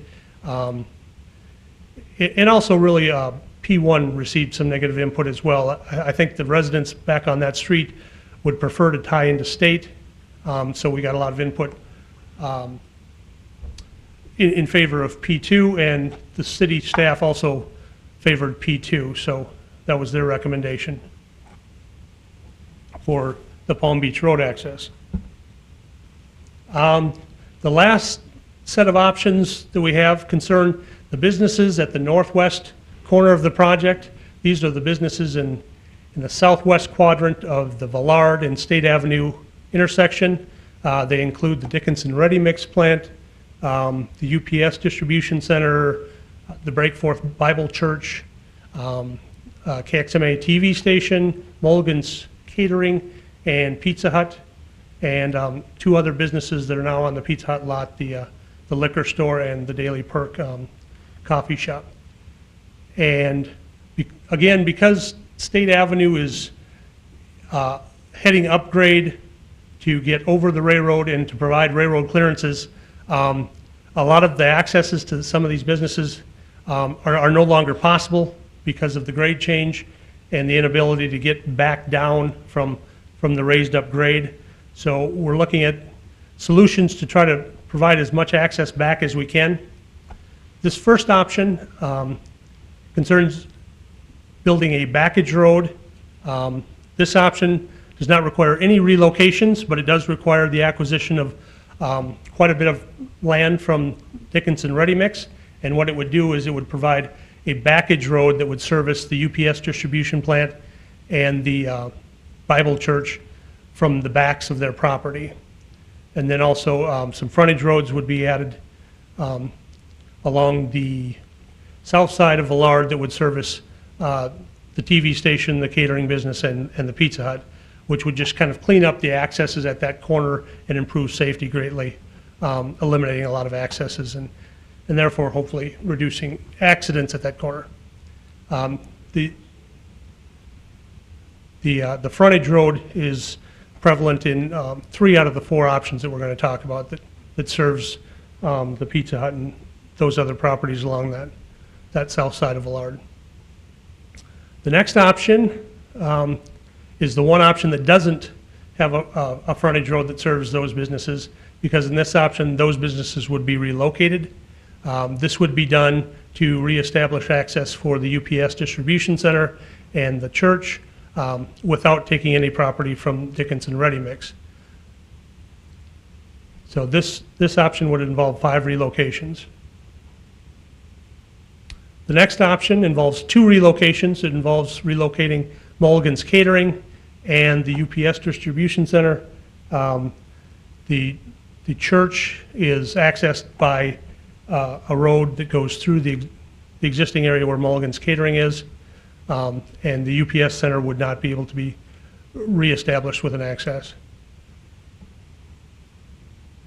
And the last option involves just building that frontage road that services the TV station, the catering business, and the businesses on the Pizza Hut property, and then would force the UPS distribution center and the church to be relocated. This option, once potential relocation costs was figured in, this option was by far the most expensive. The first option, because it didn't involve any relocations, was the least expensive, and the other 2 were kind of in the middle of the road. As far as these options go, city staff recommended the first option. Oops, excuse me. City staff recommended the first option. Mr. Lang, were there any businesses that preferred to be relocated, or did they all prefer to stay where they're at? Really, what we've heard is they prefer to stay where they're at. Some of them probably expressed that more strongly than others, but we didn't hear any talking about wanting to be relocated. Okay. One thing that has transpired since we began the project, Lyons Concrete was in the building just to the south of UPS, but they were leasing from Dickinson Ready Mix. Oh, one over. That one there. Nope, that one. They were leasing from Dickinson Ready Mix, and they were a potential relocation as well. They have since relocated on their own, and Dickinson Ready Mix is back to using that building for other things. So that was one building that early alternatives looked at how we could also reestablish their access, but that's no longer an issue. So with this alternative, did the American Welding and Gas and the Medicine Shop, did they lose their access from state? Yes, they will. Yep. And then will Frankie's won't be affected? Frankie's will not be affected. The medicine shop will still have access off of Villard, but not off of State. And American Welding and Gas will have access off of First Street as they do now, but not off of State. So then that affects the medicine shop's drive-up window that they installed, I would Correct. suspect.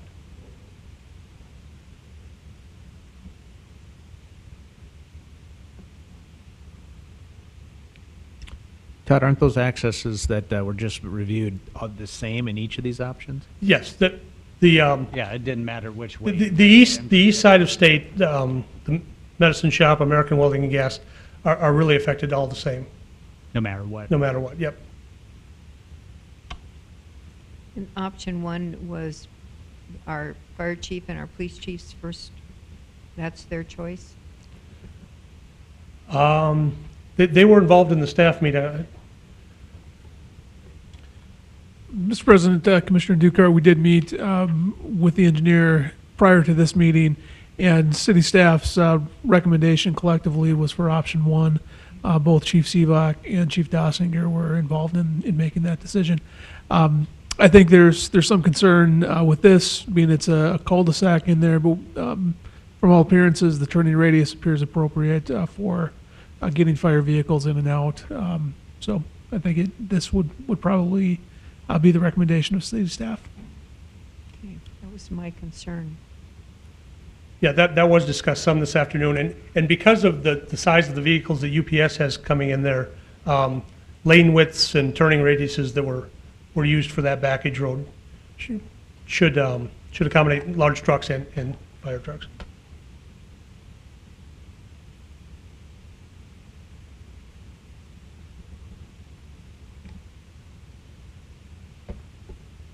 Anything else? That takes care of the front part of the table.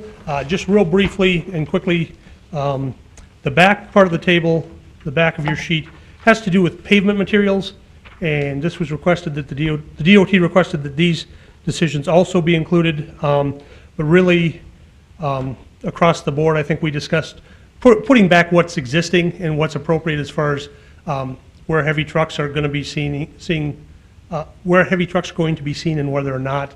So the recommendations were that concrete pavement be used on State Avenue and on Broadway, and also on the Broadway connection, and then on the cul-de-sacs and on any frontage roads that would not see heavy truck traffic, and also on Palm Beach Road, bituminous be used.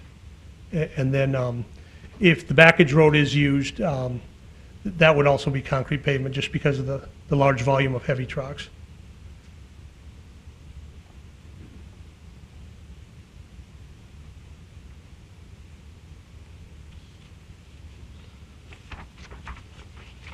Talked about that. Just briefly on future steps, we've received city input today. The next step in the process will be to finalize this environmental document, get that selection of preferred alternatives and options from the state based on your input and input from other staff at the DOT, and then we will head into final design. And as I mentioned before, the plan then would be to come back and give an update to the city in a public information meeting later this fall. Can you back up a couple slides, please? Certainly. Okay, right there.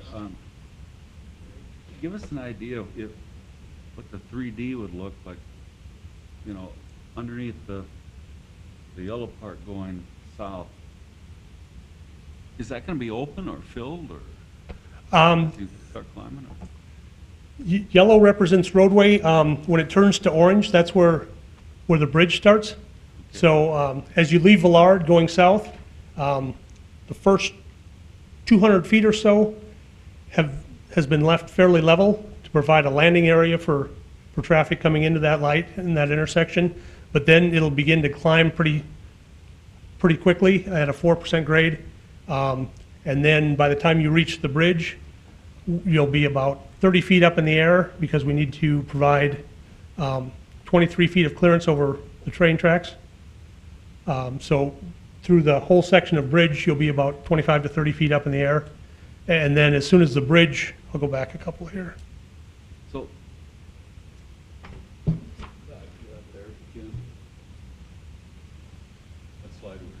There we go. Okay, so, oh, now I gotta turn around here. It's gonna be open under here? Nope. That'll be retaining wall. Once the orange starts, then it'll be open. Okay. Yeah, once we get above, or we start to climb, it's going to require retaining wall on both sides as we make that grade climb.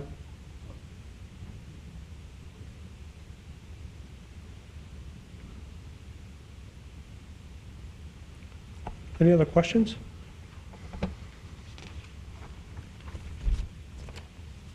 Thank you very much. Okay, thank you, Mr. Lang.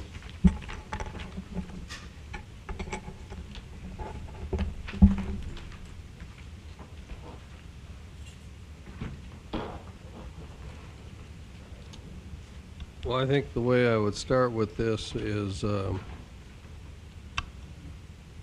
ask commissioners if you disagree with the staff's recommendations on any of the options. You know, as Mr. Lang went through there, did you see anything that maybe you would do differently than what our staff has said?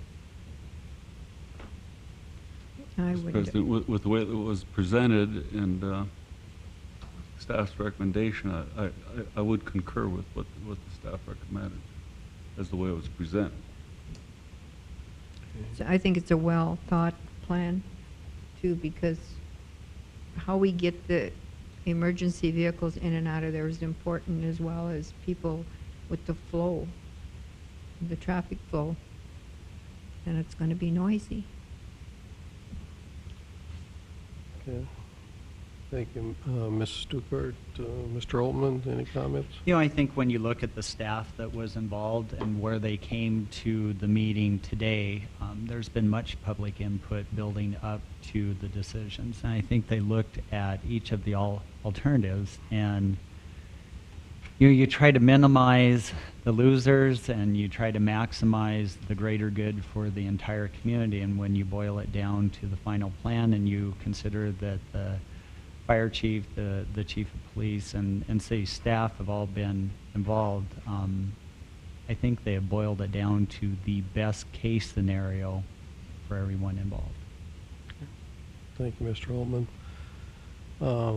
Mr. Kessler or Mr. Colling, what is the action that State DOT is looking for now this evening? President Johnson, they're just looking for recommendations from the City Commission, or actually just from the city. It doesn't necessarily have to be from the City Commission. Because of the importance of this project and the impact that it'll have on residents and businesses, we thought it would be in your best interest to at least be exposed. If you have a different direction, certainly this would be the time to make that. But if not, then a concurrent agreement with staff recommendation is just fine. A motion. That's all we'd need. A motion accepting the staff recommendation. Well, I feel the same way as my fellow commissioners. I mean, I'm sure there's no set of options that would please 100% of the people, but the grade separation is very much needed, and I think this gives the least amount of impact, negative impact, these options do. So I would concur. One, I think, especially when you look at it from final project, but also through the construction phase, by offsetting it so that people, we can't boil it down to having just the underpass for the next 2 years as this one's being constructed. So I think they've taken everything into account with that. I'm glad this plan here is to also connect. From what I heard before, Broadway was not going to be able to access at all. So by moving it over and coming off 11th, that'll change now. Okay, so you think the appropriate motion is just to accept the recommendations of the city staff? Is that what you think, Mr. Colling? Yes, Mr. President, I think that would be an appropriate motion. Anybody care to move that motion? I'll make that motion. Second. Second. Any other discussion? Hearing none, then we'll vote. Mrs. Stuckert? Aye. Mr. Steiner? Aye. Mr. Altman? Aye. Chair votes aye. Motion carries. We're done with the timetable agenda. We'll move back to the non-timetable agenda. And next item there is item G. And this is a capital improvement projections reimbursement resolution. And Mr. Colling, you'll be introducing this. Yes, Mr. President, Commissioners, the resolution in front of you is a resolution that we do in compliance with IRS regulations. As you know, the capital improvement program is currently under discussion, and we're actively putting together ideas about how to fund the capital improvement projects that we have. We anticipate, if all the capital improvement plan is funded, that it may result in a bond, a municipal bond of somewhere around $55 million. But those numbers are fairly fluid, as you know. Under IRS regulations, if the city incurs costs now for those projects that we will then bond against later, we're required to make an advance declaration of that and of the intent to later reimburse ourselves with the proceeds of what the bond issue would do in the future. We are starting to incur those costs for capital improvement projects now, both costs for design and for engineering. And at some point in the future, the city may issue a bond to cover some of those costs. So this resolution would allow the city the ability to reimburse ourselves from the proceeds of the bond issue if the city commission chooses to do that in the future. This resolution does not commit the city to doing a bond, but it does preserve the ability of the city to reimburse ourselves if we do decide to do that in the future. This resolution, for your record keeping, would be Resolution 32-2013. City staff would recommend approval, Mr. President. Thank you, Mr. Colling. You've heard his explanation. Are there any comments or questions? Not, would there be a motion regarding Resolution 32-2013? Move to approve, Mr. President. Second. We have the motion and the second. Any other discussion? Hearing none, we'll vote. Mr. Steiner? Aye. Mr. Altman? Aye. Mrs. Stuckert? Aye. Chair votes aye. Motion carried. We're down to item H, reports. Mr. Kessel? Thank you, President and Commission. This evening, I'd like to present the third quarter safety report. I'm happy to say that we're down one injury from last year. I'm sad to say that that 9 of the 11 incidences required medical attention. If you look at year-to-date, we've had over 10 incidences in the PD that required medical attention and 7 in the solid waste department. These two departments make up the majority of all of our incidences regarding safety, and the number that we're experiencing far exceeds what we used to. We meet on a regular basis. We review every single injury report as it comes through as a leadership team to try to come up with ways to increase the level of safety and the processes that we use within the department or within the city. So we hope that this number will continue to go down, hopefully a little quicker than 1, but I guess at least it's progress. So if there's any questions, there's a breakdown that's been provided to you of the injuries, whether they were medical or non-medical, and if they involve property incidences. So that would conclude my report with regard to the safety. The next item is commission appointments. We're providing this information to you today to let you know that this is a action item within the next couple months. Usually in December, the city commission will make various appointments to boards and commissions. It's also to let the public know that there are appointments available. If anybody is interested in serving on the Board of Adjustment, Planning and Zoning, Civil Service, Urban Forestry, the Library Board, Retirement Board, the Dickinson Municipal Airport, or Special Assessment Commission, there are openings on each and every one of those. We have on our website the ability to complete a form called the Citizen Interest Form. You can go to the website, fill that out, and forward that on to the city, and we'll consider your application for one of those various boards. So just an FYI for the City Commission to make sure that we're all aware of and provide some time for the public to be aware that we're making those appointments. The next item is a reallocation of oil funds. As we go through and try to fund the infrastructure that is required to meet the burgeoning population of the city of Dickinson, we have found that funding wastewater items is much easier than funding water items. And that is generally because the revolving loan fund program that the state operates, it is less demanding or less competitive in the wastewater side than it is on the water side. So when we submitted a oil impact grant of $7 million for the West Lift Station, this knowledge came about after the fact. We have asked the state to change the allocation and remove the $7 million from the West Lift Station and reapply that to 3 different projects that will still make up $7 million.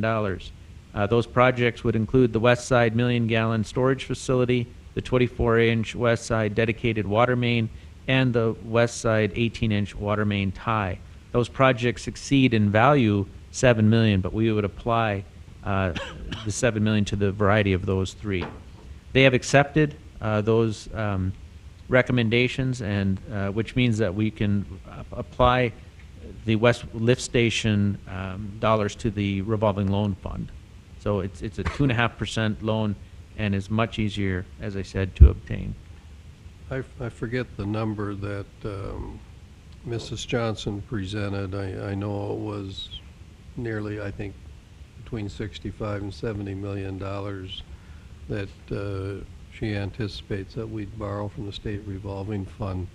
The state people who are responsible for that fund, have they indicated that we'll be able to borrow that much?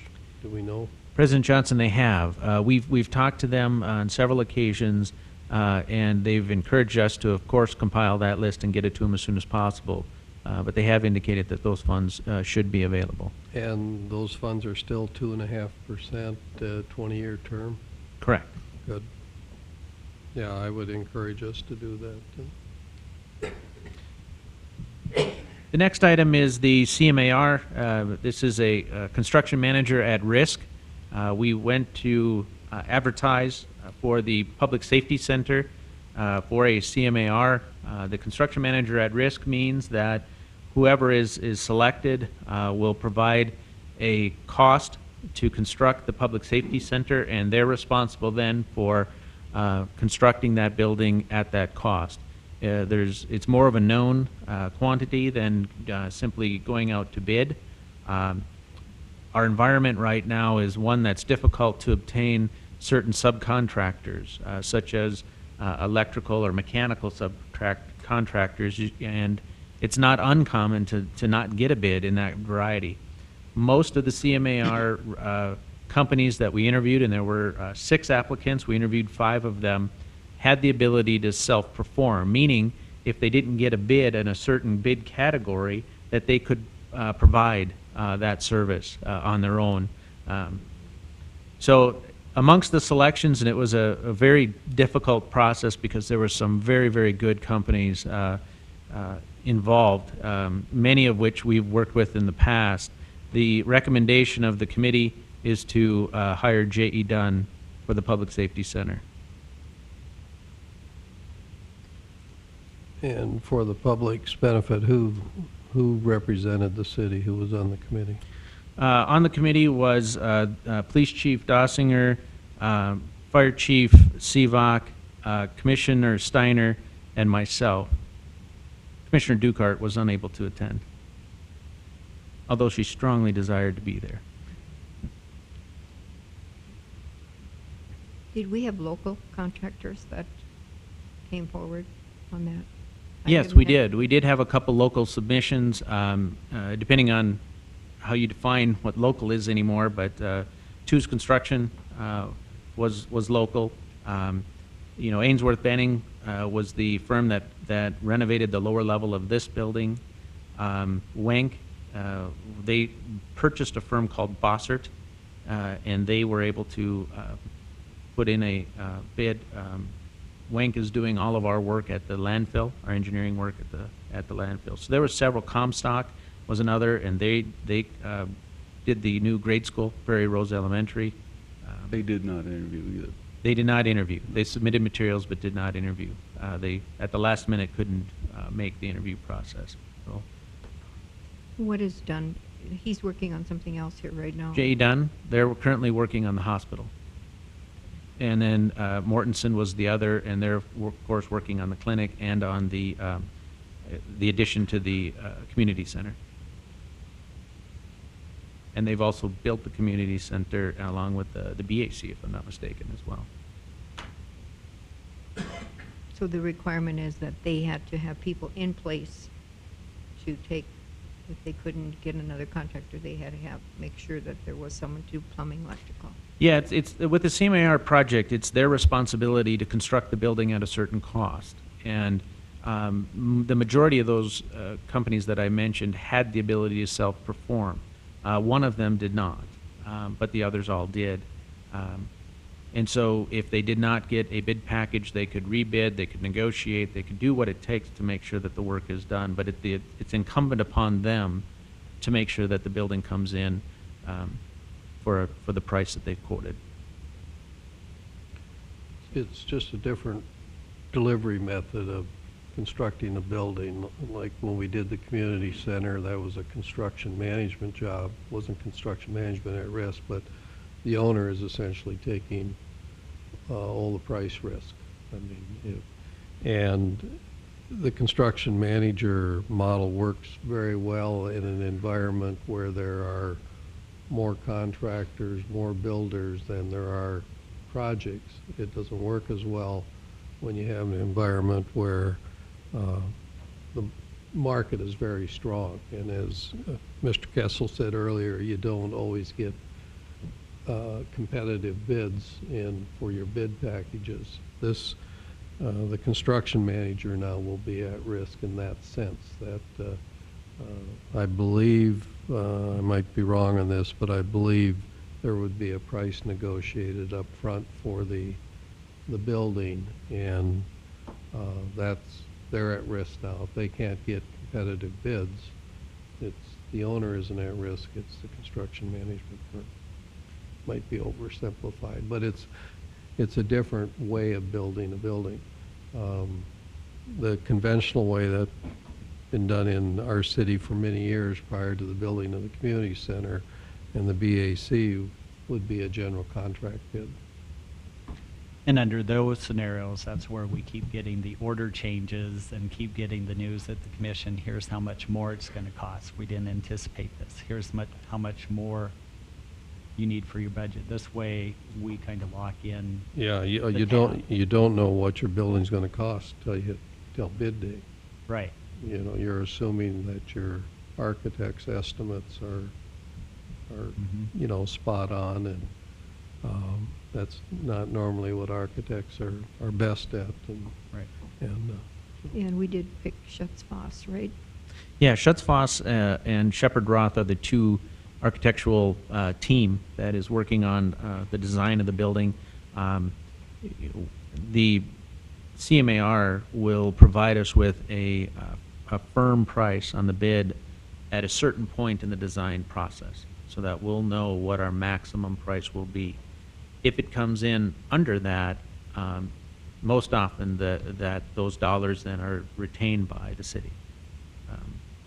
So it's still, you're guaranteed, it's called GMP, or guaranteed maximum price. So is there any action required on this right now, or are you just reporting? We're just reporting this evening. We'd like to, you'll have to take action probably at the next city commission meeting. If you would like to take action tonight, you certainly can. But our process is complete in terms of the recommendation. I imagine we would take action when there's a contract presented. Yes, Mr. President, Commissioners, if the commission is favorable to go in that direction, I think we would enter into negotiations with J.E. Dunn and then have a contract to bring before you for approval. Okay. Mr. President, I'd like to make a motion that we proceed to negotiate a contract with J.E. Dunn. Is there a second to that motion? I'll second it. Is there any discussion? Hearing none, we'll vote. Mr. Steiner? Aye. Mr. Ullman? Aye. Mrs. Stuckert? Aye. Chair votes aye. Motion carries. Mr. President, I will take the next report. It is on construction standards. City staff have discussed this in some depth and are considering the adoption of a uniform set of construction standards and specifications for all city projects. Most political subdivisions, other cities the size of Dickinson, have adopted standard specifications for their municipalities. And I think if there was one thing that we would go back and do prior to this construction boom that we've experienced, it's probably adoption of the construction standards. I think that adoption of a uniform standard is going to assist us in providing developers and providing contractors with a consistent standard of what the city expects when developers are constructing municipal infrastructure that will ultimately be accepted by the city. We are currently reviewing the standards and specifications that have been adopted by other cities in North Dakota. We also have a set of draft specifications that were compiled by KLJ for the city. Once city KLJ staff come into the city, we will begin that process of reviewing those construction standards and specifications with them as well. Our intent is within the next couple of city commission meetings to have a set of standard specifications before the commission for adoption.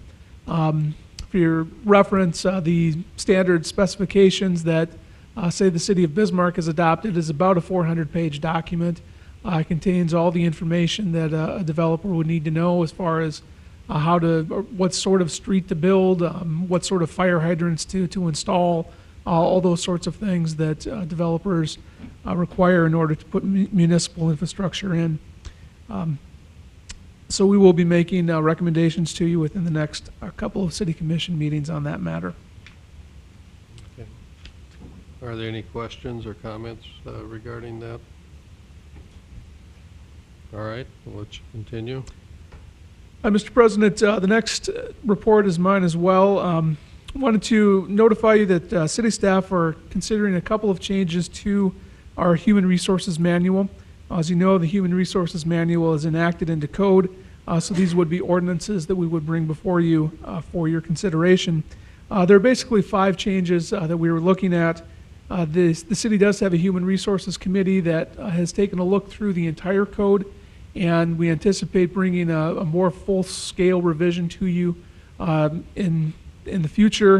But these are a couple of changes that we wanted to make really prior to the next business year. And the changes that we're looking at are first of all, to allow city employees to use accrued vacation and sick leave immediately upon their hire.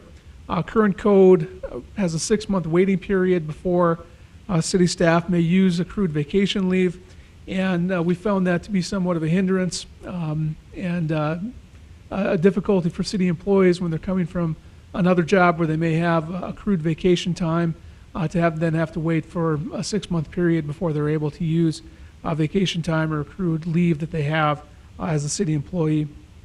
You're essentially saying they can use it as they earn it rather than wait for that first 6 months. Correct. And in this tight labor market, I think that makes sense.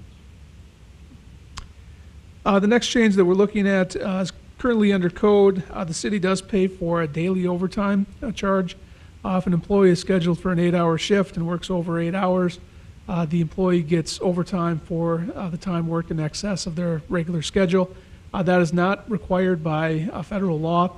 Under federal law, employees are entitled to overtime if they work more than 40 hours in a week. We would still, of course, pay that overtime, but the daily overtime that has been paid to employees in the past would go away.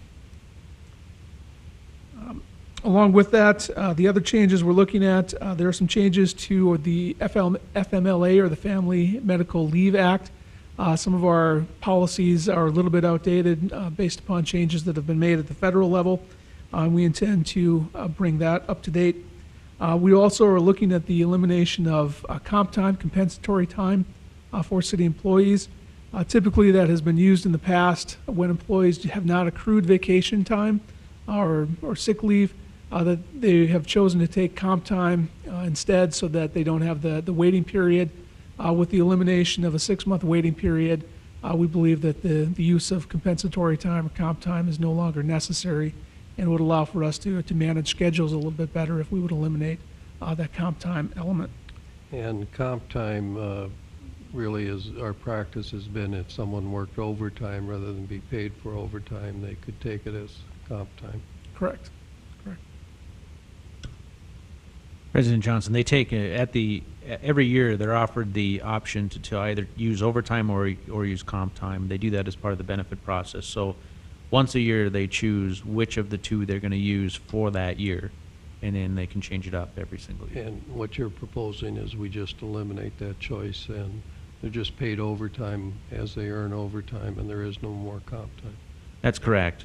In speaking with many of the department heads, as Attorney Colling has mentioned, what's driven the majority of the use of comp time as an option is not having the ability to use vacation or sick time within that 6-month window.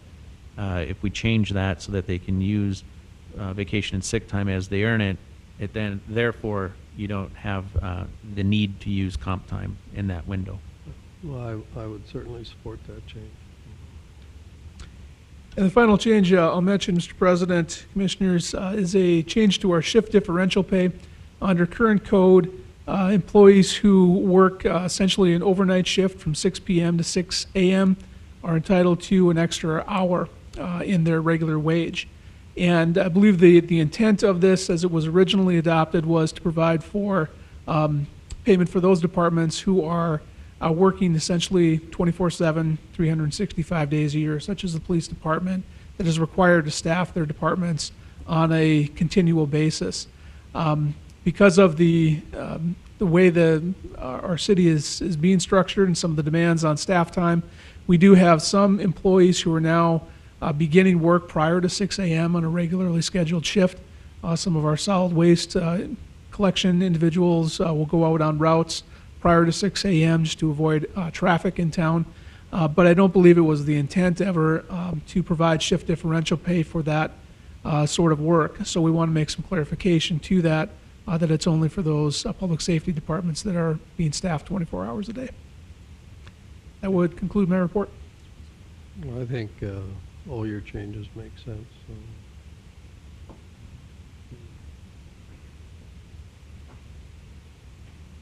Any other reaction? I would agree. Okay. All right. So I think a general agreement here to proceed with those changes. Okay, we'll move to item 5, public safety, and we have a proclamation from the fire department. Chief Sivak.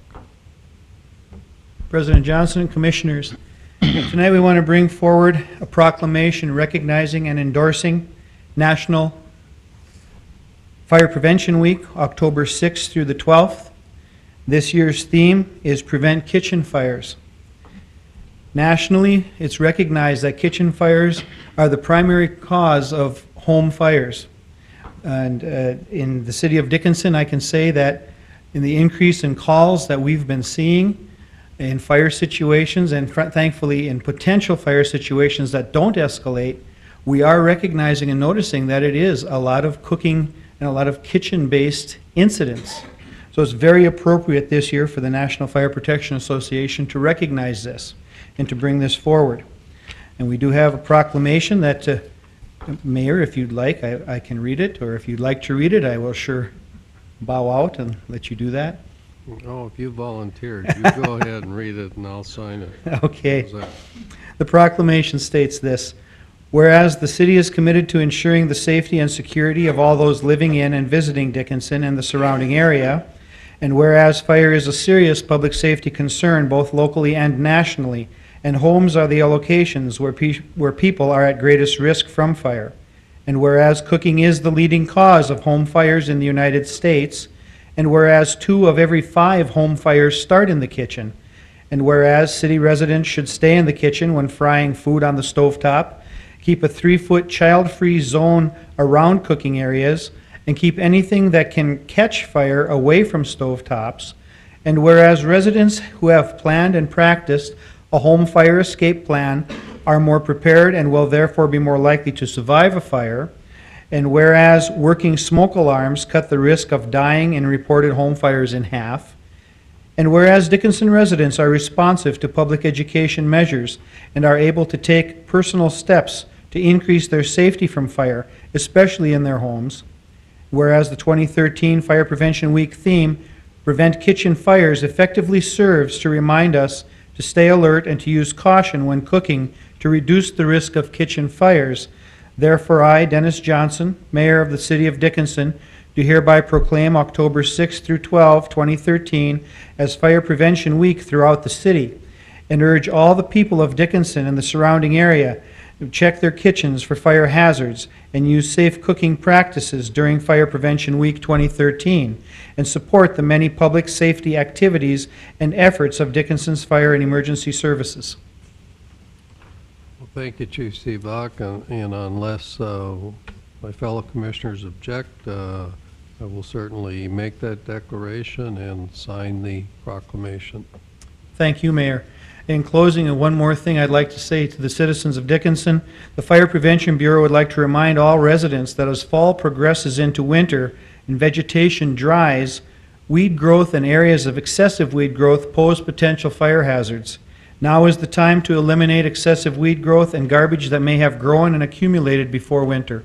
And there are some areas of town where I think our property owners would be wise to pay a little attention to them. Thank you. Thank you. I'll pass that down to Mr. Kessel. Okay, we'll move along to item 6 is engineering, and who is handling that? President Johnson, Commission, I have a couple agreements for you tonight. Okay. The first agreement is with Braun Intertech Corporation to engage them for observation and testing services for our construction projects.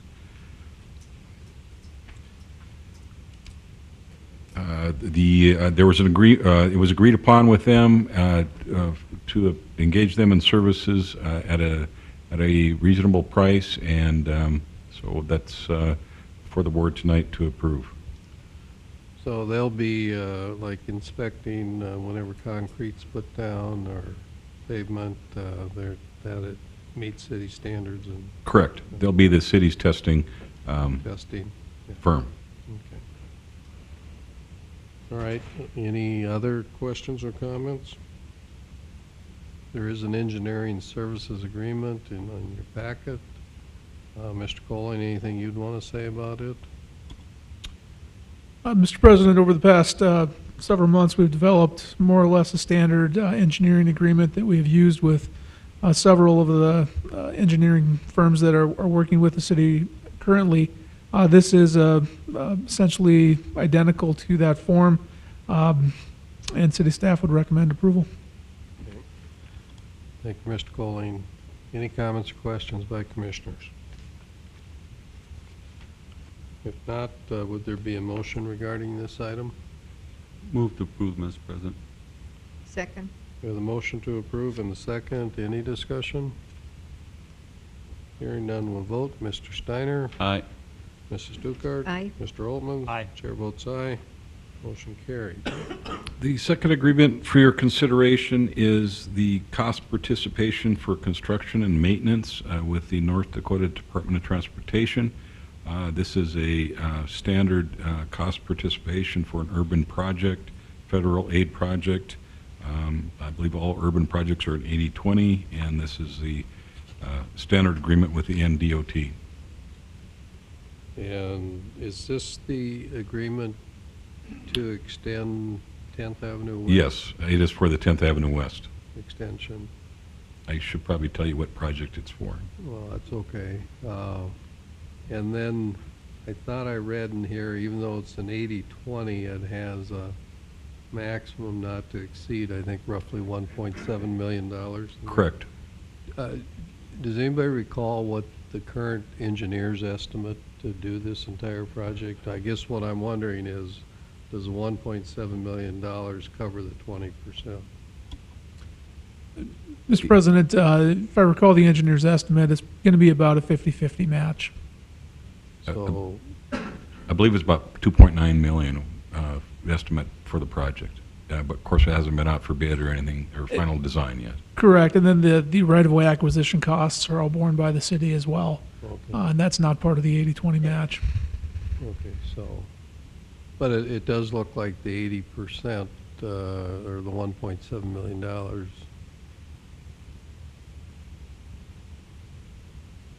No, it's not, is it? Not even close. If it's a $3 million project, 80% is 2.4, and they're only gonna go up to 1.7. Correct. Okay. So, they're gonna put $1.7 million towards the project, and we've got the balance. Okay, I got it. And that's what it is right now. You know, it's not final design or has not been bid yet either. Right. So, I can't remember, have we, turn this over to an engineering firm to design? KLJ is doing the design on The it. design, okay, Right. so we've got it in design, all right. Mr. President, I believe that the project does go to bid later this month, so we'll know final. So we'll construction know what to expect, all right. Okay, so we're looking for a motion then to approve this cost participation, construction and maintenance agreement with North Dakota DOT. Correct. Is there such a motion? So moved, Mr. President. Okay, we have the motion to approve. Is there a second? Second. We have the second. Other discussion? Hearing none, we'll vote. Mr. Steiner? Aye. Mrs. Stuckert? Aye. Mr. Altman? Aye. Chair votes aye. Motion carries. Well, Mr. Zaroff, we'll let you go right into Public Works. Okay, thank you, President Johnson, Commission. Next on the agenda is introduction of our new Street and Fleet Operations Manager. Brent Coulter has been on the job, I think, a couple weeks now. With this position, the street manager position, we added the fleet operations.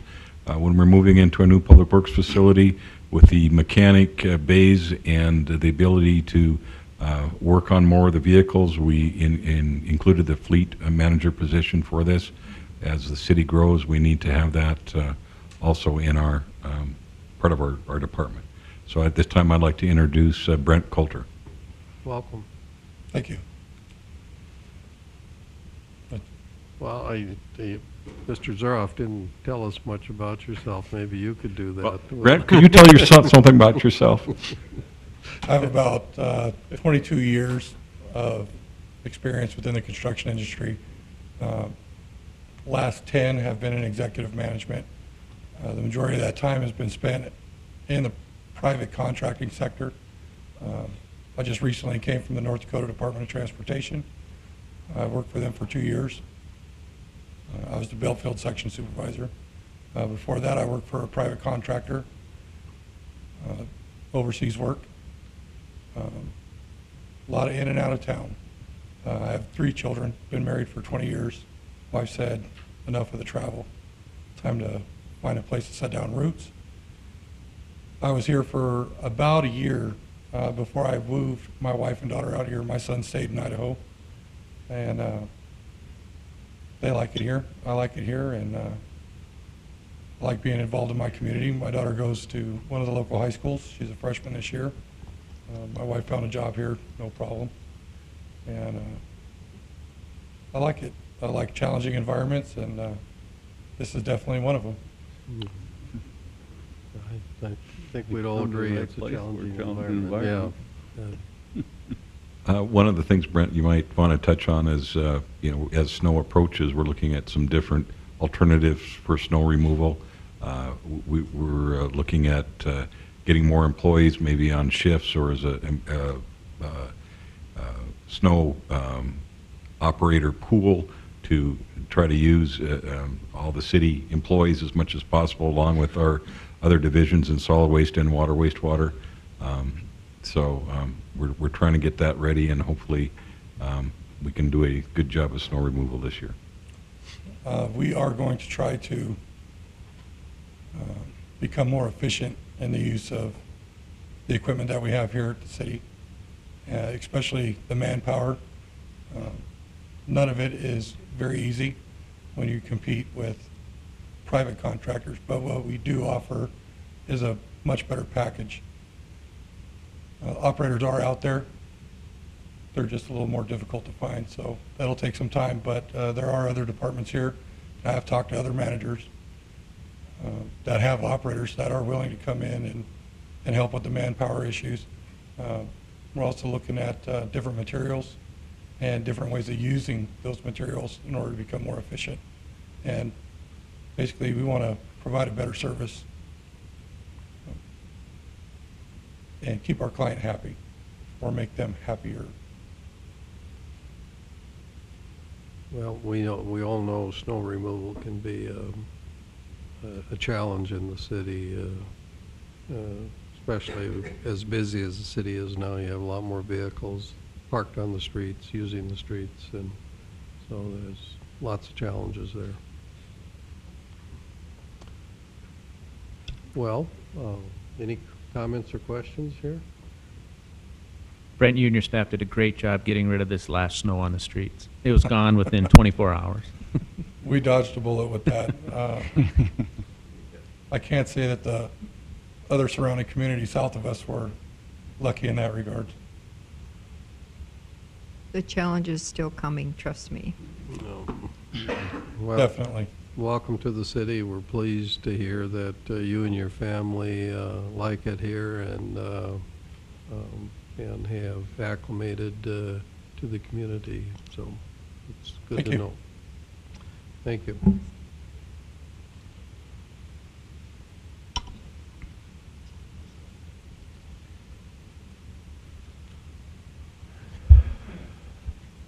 Do you have anything else for us, Mr. Zero? I don't have a lot for projects updates. Is a formal presentation. We did have, go through the results of the WINC feasibility study for the solid waste, so we'll be bringing that to commission either the next one or the first one in November. We're continuing with our CIP projects. We had a public meeting for the West Lift Station this week for the property owners that will need easements for. We did a notice proceed for the 18-inch tie project Monday, so they're starting on that project. Next week we'll start on the State Avenue water main replacement project. So things continue to build, and we're continuing to build the projects. Okay. Well, we know there are a lot of projects in the works. Okay, well, any questions for Mr. Zero? All right, we're going to move to community development. Mr. Cretan. Mr. President, Commissioners, the first item is a final plat. It's a final plat request for a plat south of 32nd Street Southwest and to the west of Highway 22. It's approximately 21 acres. It's an existing, it's a plat for the existing Oxy International corporate headquarters here in North Dakota. This plat was approved by Planning Commission well over a year ago, and it just kind of lingered out there. I granted an extension to that, and they're just here to tidy up things. City Planning Commission and the Planning and Zoning Commission city staff recommend approval. Okay, thank you, Mr. Cretan. This is resolution number what, Mr. Colling? Mr. President, this will be Resolution 33-2013. Okay, thank you. Are there any comments or questions regarding this final plat? Not, would there be a motion regarding Resolution 33? Move to approve, Mr. President. Second. We have the motion, the second. Any discussion? Hearing none, will vote. Mr. Steiner? Aye. Mrs. Stuckert? Aye. Mr. Altman? Aye. Chair votes aye. Motion carries. Mr. President, the next item is a development agreement to be accompanied with the last item on the agenda for the replat of West Ridge First Edition. If you've looked at it, the standard, it is pretty much a standard format contained within the development agreement. There are 7 conditions of approval that are attached as part of it that deal with infrastructure and developer cost. Actually, Condition 7 was completed tonight. I do have a receipt from the Parks District that they have completed, that they have paid their fees. So the remaining 6 items would be attached as part of the development agreement. Staff recommends approval. Thank you, Mr. Catan. Since this is a legal agreement, Mr. Colling, do you have any comments you wish to make about it? Just to note, Mr. President, that as Mr. Corton said, this is more or less our standard form development agreement. Has worked well for us in the past, and there's a great deal of the infrastructure in this development that is already constructed and in place, which is good for us. There is a little bit that still has to be done, and they will provide security to make sure that that is done. But I would recommend approval. Okay, thank you, Mr. Cruton and Mr. Colling. Any comments or questions by city staff or city commissioners, excuse me? If not, would there be a motion regarding this development agreement? I make a motion to approve the development agreement. Second. We have the motion and the second. Any discussion? Hearing none, we'll vote. Mrs. Stuckert? Aye. Mr. Altman? Aye. Mr. Steiner? Aye. Chair votes aye. Motion carries. Mr. President, the next item, or last item, is the final plat for the aforementioned replat of West Ridge First Edition. It is located in the center area, or the center section of the existing plat along West Ridge Drive at the interchange of exit 59 I-94. The Planning and Zoning Commission and city staff recommend approval. Okay, you heard Mr. Cruton. Are there any comments or questions? It's just number 34, Mr. Colling. It's resolution 34-2013. Is there a motion regarding this resolution? Mr. President, move to approve. Second. We have the motion, the second. Any discussion? Hearing none, we'll vote. Mr. Steiner? Aye. Mr. Altman? Aye. Mrs. Stuckert? Aye. Chair votes aye. Motion carries. Are there any comments or questions for Mr. Cruton? All right, are there any issues by commissioners? Is there anyone from the public that would like to address the commission? If so, just come to the podium, state your name, and we'll hear your comments. Anybody from the public? There's no one from the public, so the chair would entertain a motion to adjourn. So moved. We have the motion and the second. All in favor, say aye. Aye. Aye. Motion carries. We're adjourned.